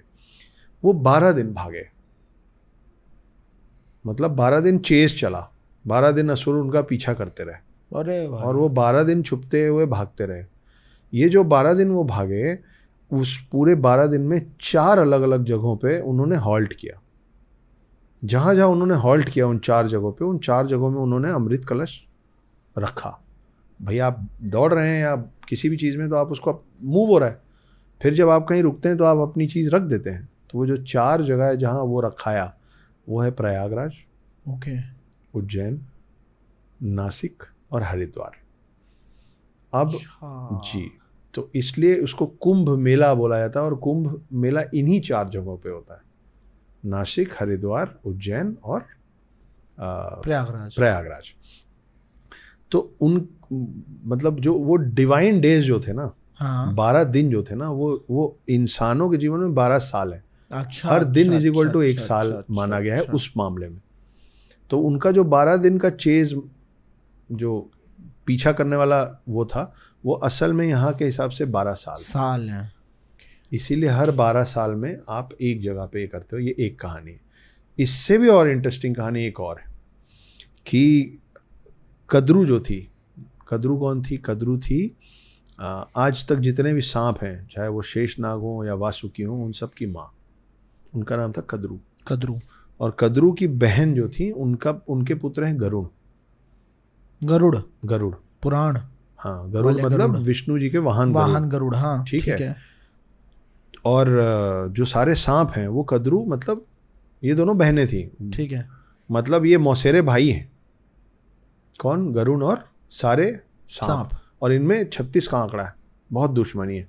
तो हुआ ये था कि कद्रू और सारे सांपों ने गरुड़ की मदर को अपनी दासी बना लिया था। अच्छा। तो गरुड़ इनके पास गए, बोले कि मतलब एक वचन के तहत बंधी हुई थी कि उनको दासी ही रहना पड़ेगा। तो गरुड़ इनके पास गए, बोले क्या कर दूंगा तो आप मेरी माँ को इस दासित्व से मुक्त करेंगे। तो बोले हमको अमृत ला दो तो हम तुम्हारी माँ को दासित्व से मुक्त कर देंगे। गरुड़ इतने शक्तिशाली थे कि गरुड़ उड़ के गए इंद्र लोक, जहाँ अमृत कलश रखा हुआ था, और सारे देवों से अकेले लड़े और सबको हराए, इंद्र को भी हराए, और वो कलश चोरी कर लिए। क्यों चोरी किए? ला के इन लोगों को देने के लिए। तो ये बात पहुंची विष्णु जी के पास कि अगर कलश वो ले गया, ऐसे कैसे, पता नहीं कौन है, शरीर है इंसान का, चेहरा है पक्षी का और उड़ रहा है और बहुत बहुत ज़्यादा शक्तिशाली है।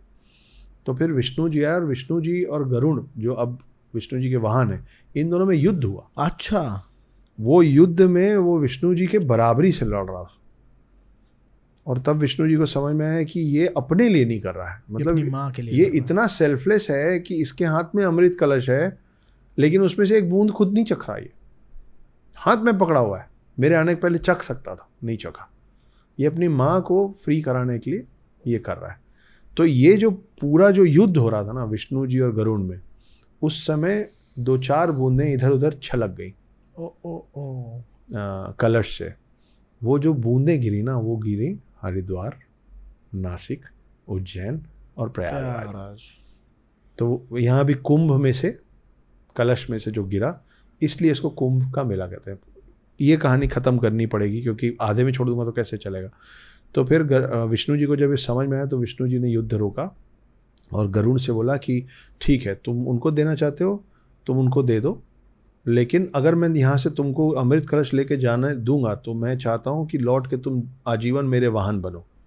तो गरुड़ ने बोला आप मेरे को अमृत कलश ले जाने दीजिए और मैं वो नागों को दूंगा, नागों की माँ कद्रू को दूंगा और मेरी माँ फ्री हो जाएंगी, उसके बाद आप मुझे जो बोलेंगे मैं करूँ। तो बोले तुम्हारा काम सिर्फ ये है ना कि तुमको उनको अमृत कलश दे देना है ना, वो पी पाएंगे या नहीं पी पाएंगे उस पर तुम्हारा बोले नहीं कोई लेना देना। हाँ।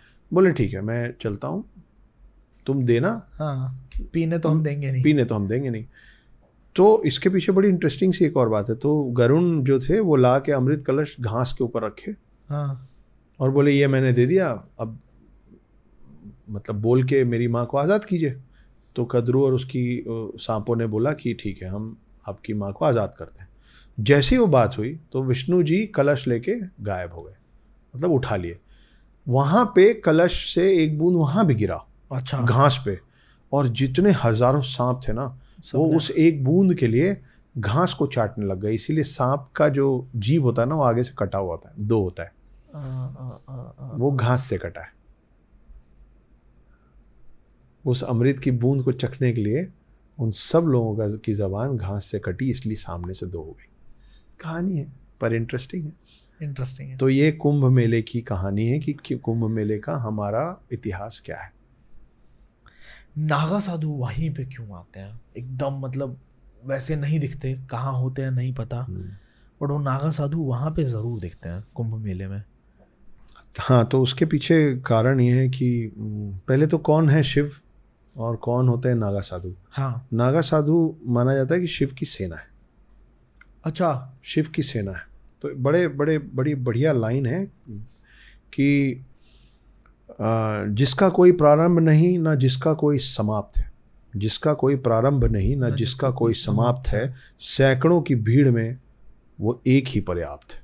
वो है नागा साधु कि धर्म की रक्षा के लिए आप कितने भी खड़े होगे वो भिड़ जाएगा आपसे, आप उसके होते मंदिर को ध्वस्त नहीं कर सकते। वो लड़ जाएगा, वो अपनी जान दे देगा, लेकिन वो तो ये मेरी ही लिखी 2 लाइन थी कि ना जिसका कोई प्रारंभ है ना जिसका कोई समाप्त है, सैकड़ों की भीड़ में वो एक ही पर्याप्त है, वो है नागा साधु। ठीक, तो नागा साधु अपने आप को शिव की सेना मानते हैं। और 7th-8th सेंचुरी में आदि गुरु शंकराचार्य ने जो थे, पहले आदि गुरु शंकराचार्य, उनको ये समझ में आया था कि आने वाले समय में आप शास्त्रों के बलबूते अपने धर्म की रक्षा नहीं कर पाएंगे, क्योंकि दूसरे समुदाय बनेंगे, दूसरे रिलीजन्स बनेंगे जो आपसे शास्त्रों पे बात करके बड़ा छोटा तय नहीं करेंगे। तो आपको आने वाले समय में अपने धर्म को बचाने के लिए शास्त्रों के साथ साथ शस्त्रों की भी आवश्यकता पड़ेगी।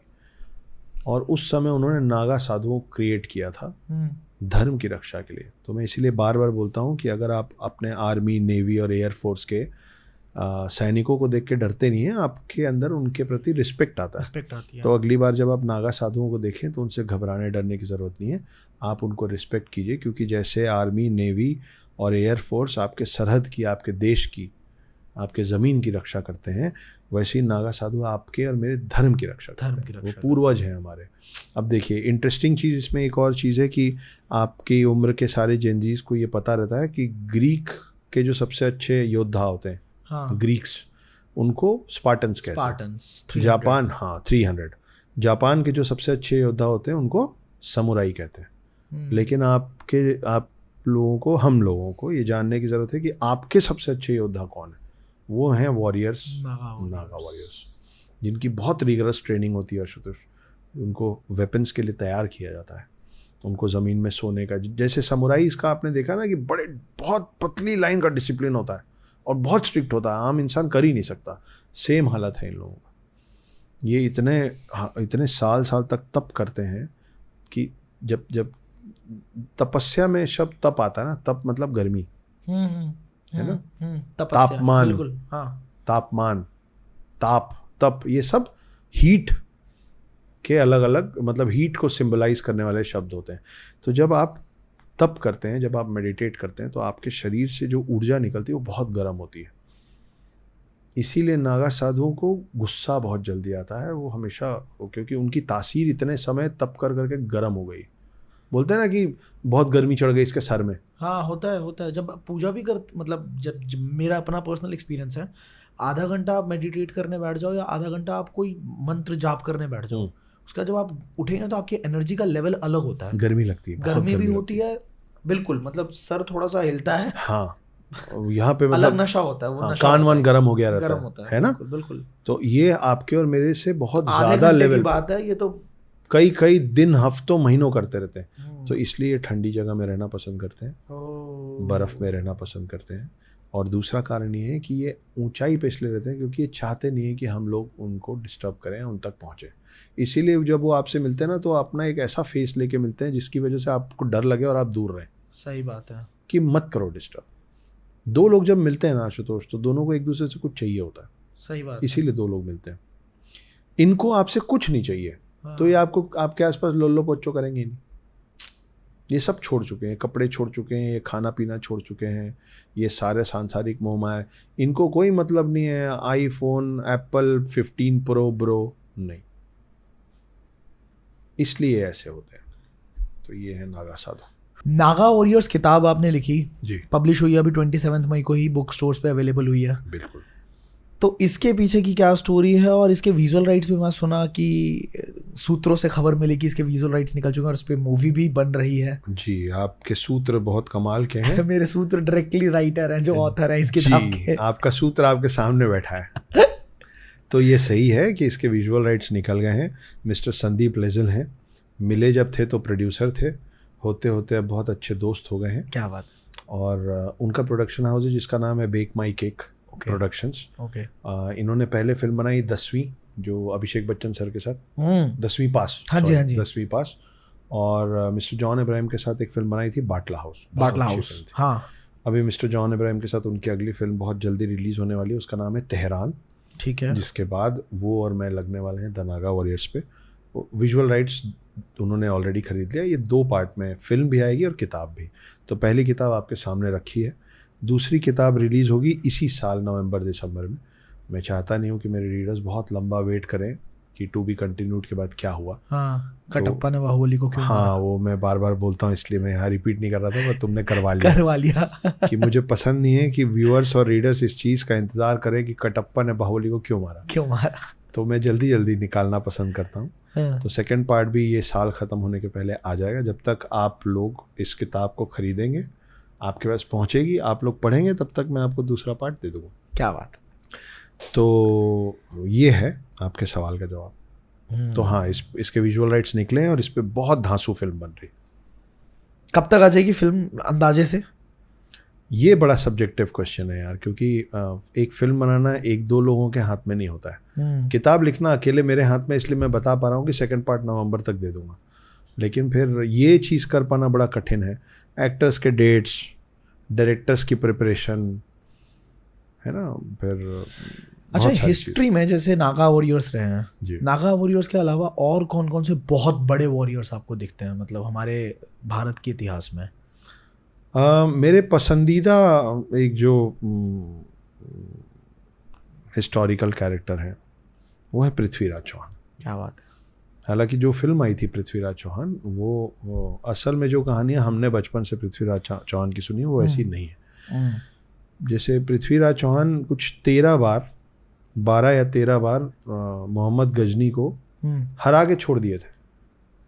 वो हर बार हमला करता था, वो हारता था, फिर छोड़ देते थे, बोले जाओ यार, है ना। ये हम लोगों की हमेशा से, उस समय से आज तक हमारी यही गलती होती है कि हम ख़त्म नहीं करते, हम छोड़ देते हैं। तो वो 12-13 बार उन्होंने छोड़ा।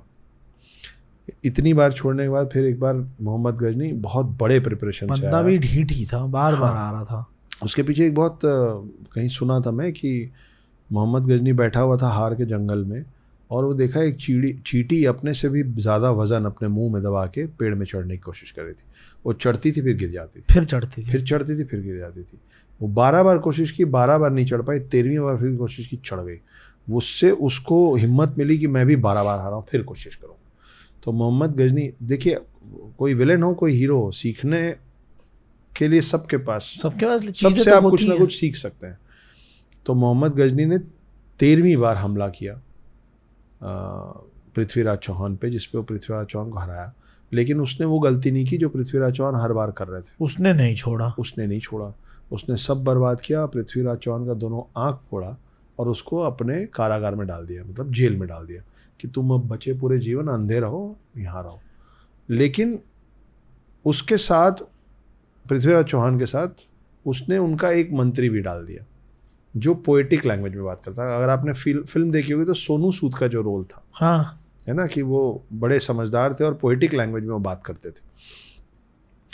तो अब पृथ्वीराज चौहान का एक ही लक्ष्य बच गया था कि मेरे को मोहम्मद गजनी को मारना है, ख़त्म करना है, ख़त्म करना है। कैसे करे? अंधा आदमी जेल के अंदर। तो वो जेल के अंदर अपने इस मंत्री को बता के प्रैक्टिस शुरू किए, आवाज़ पे तीर चलाना, मतलब शब्द भेदी बाण जिसको बोलते हैं, कि आवाज़ जहाँ से आएगी वहाँ से सिर्फ आवाज़ सुन के बंद आँखों से या बिना आँखों के आप तीर मारेंगे और करेक्ट लगेगा। ये सच है, ये आपकी हिस्ट्री है। वो उसकी तैयारी करना चालू किया और मोहम्मद गजनी के पूरे राज्य में साल में एक बार, जैसे जिसको आजकल आप और मैं एनुअल फंक्शन बोलते हैं ना, उस तरीके का एक बहुत बड़ा समारोह होता था। उसमें कैदी भी आते थे। हाँ, मतलब जो भी अपना कोई आर्ट फॉर्म दिखा सकता है, जिसकी वाहवाही हो रही है, वो आते थे। और कोई करतब दिखा रहा है, कोई डांस दिखा रहा है। तो ये बात मोहम्मद गजनी तक पहुंची कि पृथ्वीराज चौहान आवाज़ पे तीर चलाना सीख गए। तो बोले अच्छा, अंधा अभी भी, अंधे के पास अभी भी कुछ शैली बची है, देखना है मेरे को। तो उनके लिए अलग से, मोहम्मद गजनी के लिए अलग से सिंहासन बनाया गया, बहुत ऊंचा। कि आप इमेजिन करो, जैसे सब तरफ लोग हैं और एक तरफ में एक बहुत ऊंचे से सिंहासन पे, टावर जैसा सिंहासन बना, उसके ऊपर में मोहम्मद गजनी बैठा और बोला कि बुलाया जाए। तो ये आए, साथ में इनका मंत्री आया, दोनों कैदी। तो बोले दिखाओ। तो बोले मेरे को, हमको 2 तीर चाहिए। बोले 2 क्यों चाहिए? बोले इंसान ही है, एक बार अगर मिस आउट हो तो एक मौका और मिलना चाहिए। तो बोले हाँ ठीक है, दे दो, 2 तीर दे दो। तो पृथ्वीराज चौहान को 2 तीर दिया गया। दूर में कहीं पे एक बंदा कुछ घंटी या कुछ लेके खड़ा कि मैं इसको आवाज़ करूँगा, और किस तरफ से आवाज़ आएगी चारों तरफ से मैं मालूम नहीं। ये बंदा ऐसे खड़ा हुआ है कि जहाँ से आवाज़ आएगी मैं तीर चला दूँगा। और फिर एक तरफ से जहाँ से आवाज़ आई, पृथ्वीराज चौहान तीर चलाया और जो चीज़ से आवाज़ आई थी वो भेद दिया। तो ऊपर बैठे बैठे मोहम्मद गजनी खुश हुआ और ताली बजा के बोला वाह। तो जैसे ही वो बोला, अब पृथ्वीराज चौहान को मालूम है आवाज़ कहाँ से आई है, और ऊंचे से आई है, लेकिन कितने ऊंचे से आई नहीं पता। तो उनका जो कविता में बात करने वाला मंत्री था ना, उसने बोला 4 बांस 24 गज, अंगुलष्ट प्रमाण। 4 बांस मेजरमेंट दे रहा है उसको, 4 बांस 4 बैम्बूज, 24 गज 24 गज, अंगुल अष्ट प्रमाण, 8 फिंगर्स, 4 बांस 24 गज अंगुल अष्ट प्रमाण, ताऊ ऊपर सुल्तान है मत चूके चौहान। और बस वो बात ये कविता के तौर पे बोला, वहाँ किसी को समझ में नहीं आया। और वहाँ से मोहम्मद गजनी बोला वाह, और दूसरा तीर चला गजनी के मुंह के आर पार, गजनी वहीं खत्म। वहाँ बैठा बैठा वो आदमी मर गया वाह बोल के। उसको कहते हैं शब्द भेदी बाण, कि उसके मुंह से एक शब्द निकला वाह, और उसका खेल खत्म। तो हारने के बाद भी, मतलब ये है असली बाजीगर, कि हारने के बाद भी पृथ्वीराज चौहान उसको मारने के बाद मरे। और मोहम्मद गजनी के आदमियों के हाथ नहीं मरे, वो अपने मंत्री को बोले थे कि जैसे ही उस पर मैं तीर चलाऊंगा तो तुम मेरे को मार देना, मैं दुश्मन के हाथ से नहीं मरना चाहता। उनका मंत्री पहले उनको मारा, फिर खुद को मारा। ये हैं आपके हिंदू सम्राट, ये हैं आपके आपका शौर्य, आपको पता नहीं है। लेकिन इस कहानी में आज की एक कहानी गजब की जुड़ी हुई है, जो बहुत कम लोगों को मुझे भी नहीं पता थी ये कहानी, मैंने मूवी भी नहीं देखी थी। नहीं, उस मूवी में 4 बांस 24 गज वाला बताया ही नहीं बताया। अच्छा, नहीं दिखा, वो पता नहीं क्यों, फॉर सम रीजन उन्होंने वो दिखाया ही नहीं। और लास्ट में पृथ्वीराज चौहान शेरों से लड़ रहे हैं, और ये सब असल में कुछ नहीं हुआ था, ये सब शोबाजी थी। खैर, आप सोचिए कि हम लोग कौन लोग हैं, उसका एक जीता जाता प्रमाण और प्रतीक है शेर सिंह राणा। आपको पता है कौन है शेर सिंह राणा? सुनिए शेर सिंह राणा की कहानी, जो नत्थी है पृथ्वीराज चौहान की इस कहानी से, जो मैंने आपको अभी सुनाया। जब पृथ्वीराज चौहान को मार दिया उनके मंत्री ने, तो सब लोगों ने डिसाइड किया कि पृथ्वीराज चौहान ने गजनी को मारा, गजनी हमारा शासक था। हाँ। तो आज जो कंधार है, अफगानिस्तान में कंधार जो शहर है, कंधार, वहाँ पे मोहम्मद गजनी का मकबरा बनाया गया। और वहाँ पे पृथ्वीराज चौहान को जहाँ से घुसते हैं ना पैर रख के, वहाँ दफनाया गया। अच्छा, ताकि हर मुस्लिम जो मोहम्मद गजनी के मकबरे पे मत्था टेकने आए, सर झुकाने आए, वो उस पे पैर रख के जाए। हाँ। पृथ्वीराज चौहान के शरीर पे पैर रख के जाए, वहाँ उनको गाड़ दिया गया था। ये लोगों को पता नहीं था। और वहाँ उन्होंने एक और रूल बनाया कि उस मकबरे में मोहम्मद गजनी के पास जाने के पहले आपको जूता उतारना है, और जो पृथ्वीराज चौहान का जो वो बना हुआ है ना, उस पर चप्पल मारने, तब आप अंदर जाएंगे। तो पृथ्वीराज चौहान का अंतिम संस्कार नहीं हुआ। अभी हम बात कर रहे थे कि अंतिम संस्कार अच्छे से होना कितना जरूरी है, ठीक है? तो उनका अंतिम संस्कार नहीं हुआ। शेर सिंह राणा एक बंदा है जिसने फूलन देवी का कत्ल किया। अच्छा, बैंडिट क्वीन फूलन देवी। हाँ। जब वो पॉलिटिशियन हो गई तो उसका कत्ल करने वाले का नाम है शेर सिंह राणा। वो कत्ल इसलिए किया क्योंकि जब वो डकैत थी तो उसने 22 राजपूतों को मारा था। उनका बदला लेने के लिए शेर सिंह राणा ने, क्योंकि उसको फूलन देवी को सज़ा नहीं दी गई, वो कुछ साल की सज़ा काटी थी, उसके बाद वो पॉलिटिशियन हो गई थी। तो फूलन देवी को दिन दहाड़े गोली मारने वाले आदमी का नाम है शेर सिंह राणा। शेर सिंह राणा ने गोली मारी, खुद सरेंडर कर दिया कि मैंने। जब शेर सिंह राणा जेल पहुंचे तो जेल में उनको ये बात पता चली, अच्छा, कि पृथ्वीराज चौहान की अस्थियों को, मतलब शरीर को वहाँ दफनाया गया है, और वहाँ का रूल है कि जो आएगा गजनी पे सर झुकाने, वो पहले चप्पल मारेगा, जूते चप्पल मारेगा। इस बात से तकलीफ पाए, उन्होंने अपने एक दोस्त से मदद मांगी, उसके हेल्प से जेल से भागे, खुद सरेंडर किया था आदमी। पता चला अरे मिशन आ गया। हाँ, मतलब मेरे राजा क्षत्रिय के साथ आज तक ऐसा हो रहा है, उनका अंतिम संस्कार नहीं हुआ। वो बंदा जेल से भागा, अपने एक दोस्त की मदद से एक नया पासपोर्ट बनवाया संजय गुप्ता के नाम से। मैंने ये कहानी न्यूज़ में सुनी है। वो भाग के पहुंचा, बिना पासपोर्ट के जैसे तैसे करते हुए कंधार पहुंचा। वहां पे चुपचाप वो मकबरा तोड़ के पृथ्वीराज चौहान की हड्डियां निकाल के वापस भारत देश लाया और बोला ठीक से अंतिम संस्कार करो इनका, ये मेरे पूर्वज हैं, ऐसा नहीं होने दे सकता हूं मैं। और फिर सरेंडर किया। तो कहाँ से आप देखो, जब आप एक इतना बड़ा काम करके पृथ्वीराज चौहान गए ना, तो उनके लिए लड़ने और खड़े होने वाले लोग आज तक जीवित हैं। तो जब आप अपने लिए और अपनी जगह के लिए लड़ते हो ना, तो आपके लिए लड़ने वाली पूरी दुनिया बची है। कुछ प्रिंसेस भी हैं कोई, जैसे आपने अभी पृथ्वीराज चौहान की बात करी, ऐसी ही कोई बहुत बड़ी वॉरियर कोई प्रिंसेस रही हैं भारत में?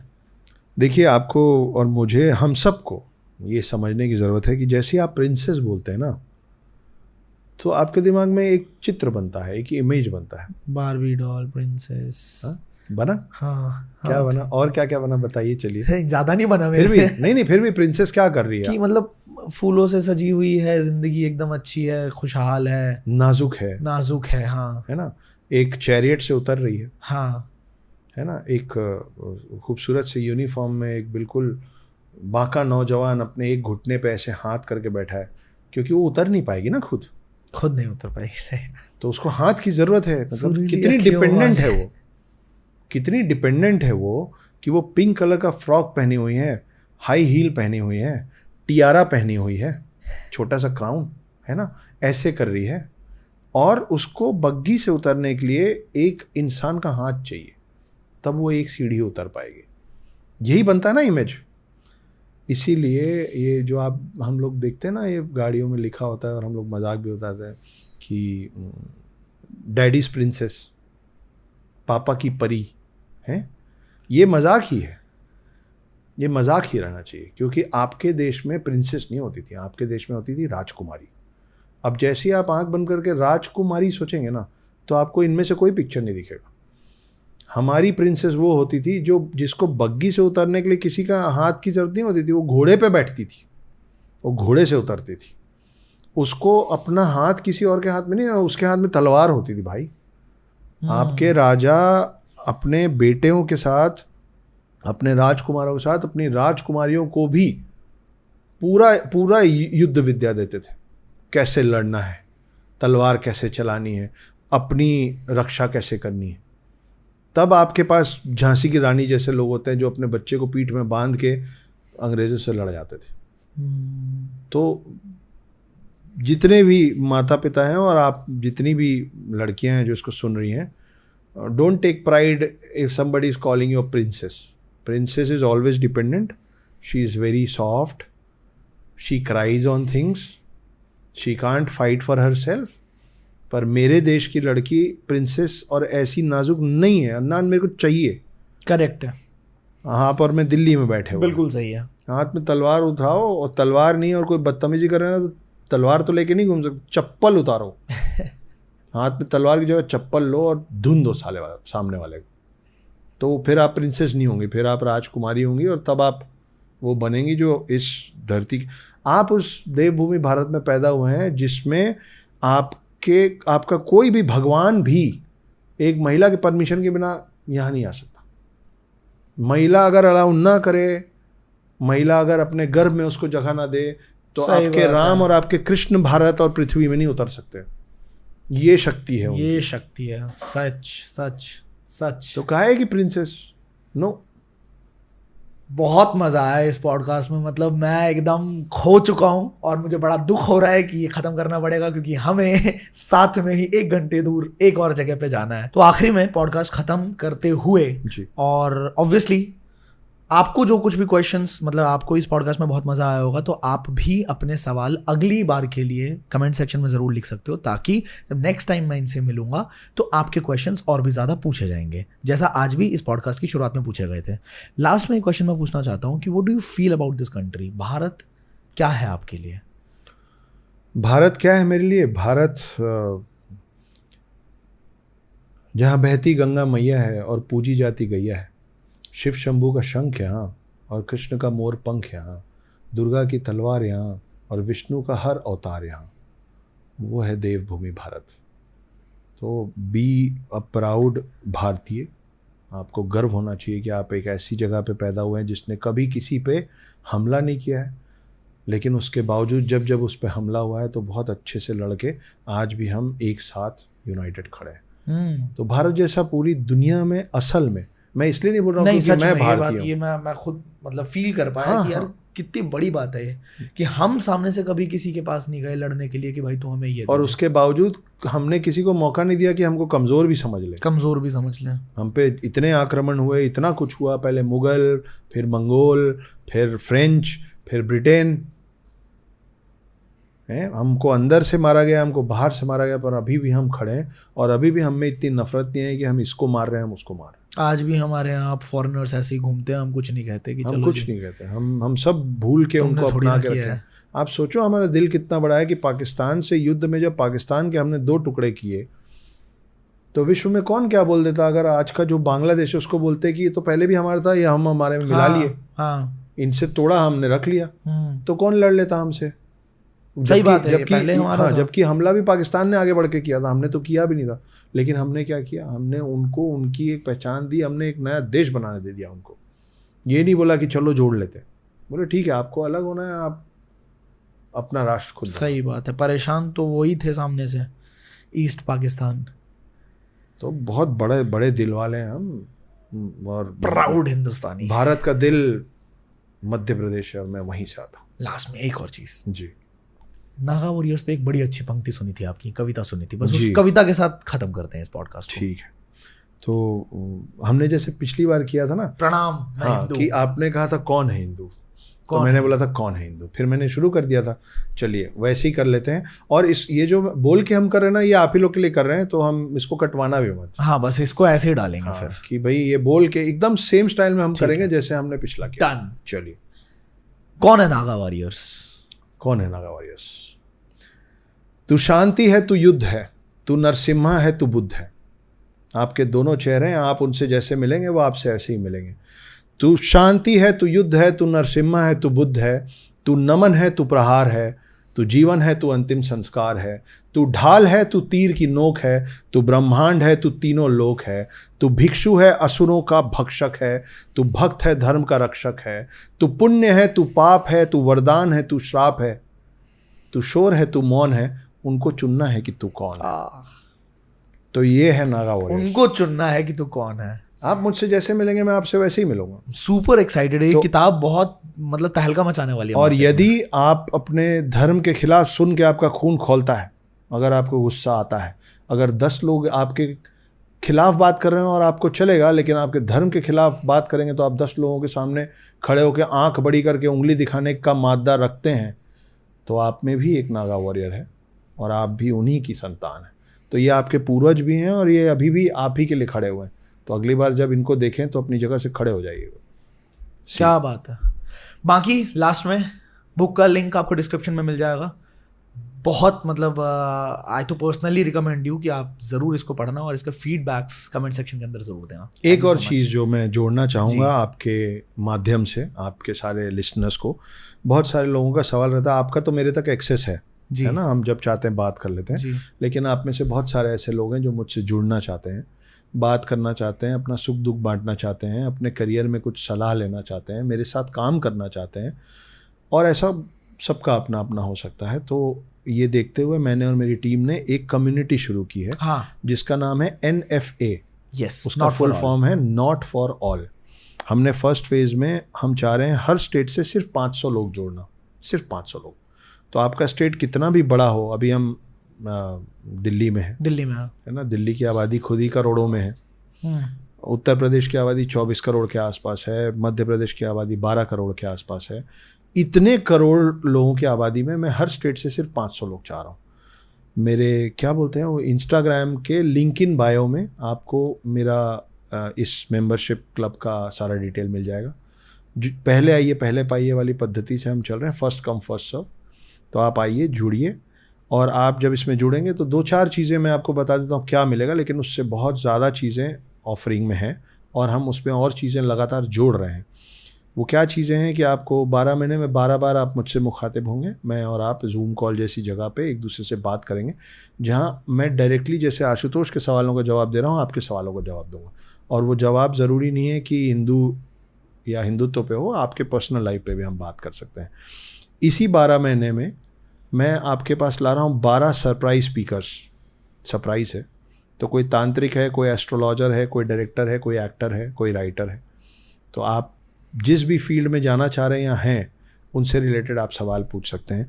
हम आपके लिए ला रहे हैं 1 लाख से भी ज़्यादा बुक टाइटल्स पे हेवी डिस्काउंट्स, ताकि आप पढ़ते रहें और पढ़ाते रहें, ताकि अगली बार जब आप किसी को कुछ गिफ्ट करने का सोचें तो बुके ना करें, बुक ही करें। इसके अलावा एक वेलकम किट आ रहा है जिसके अंदर आपके लिए और बहुत सारे सरप्राइजेज हैं, तो फटाफट अपने आप को एनरोल करके मेरे साथ इस मेंबरशिप में ज्वाइन कीजिए, क्योंकि जैसे ही आपके स्टेट में 500 लोग हमसे जुड़ जाएंगे, आपके लिए दरवाज़ा फ़िलहाल के लिए मुझे बंद करना पड़ेगा।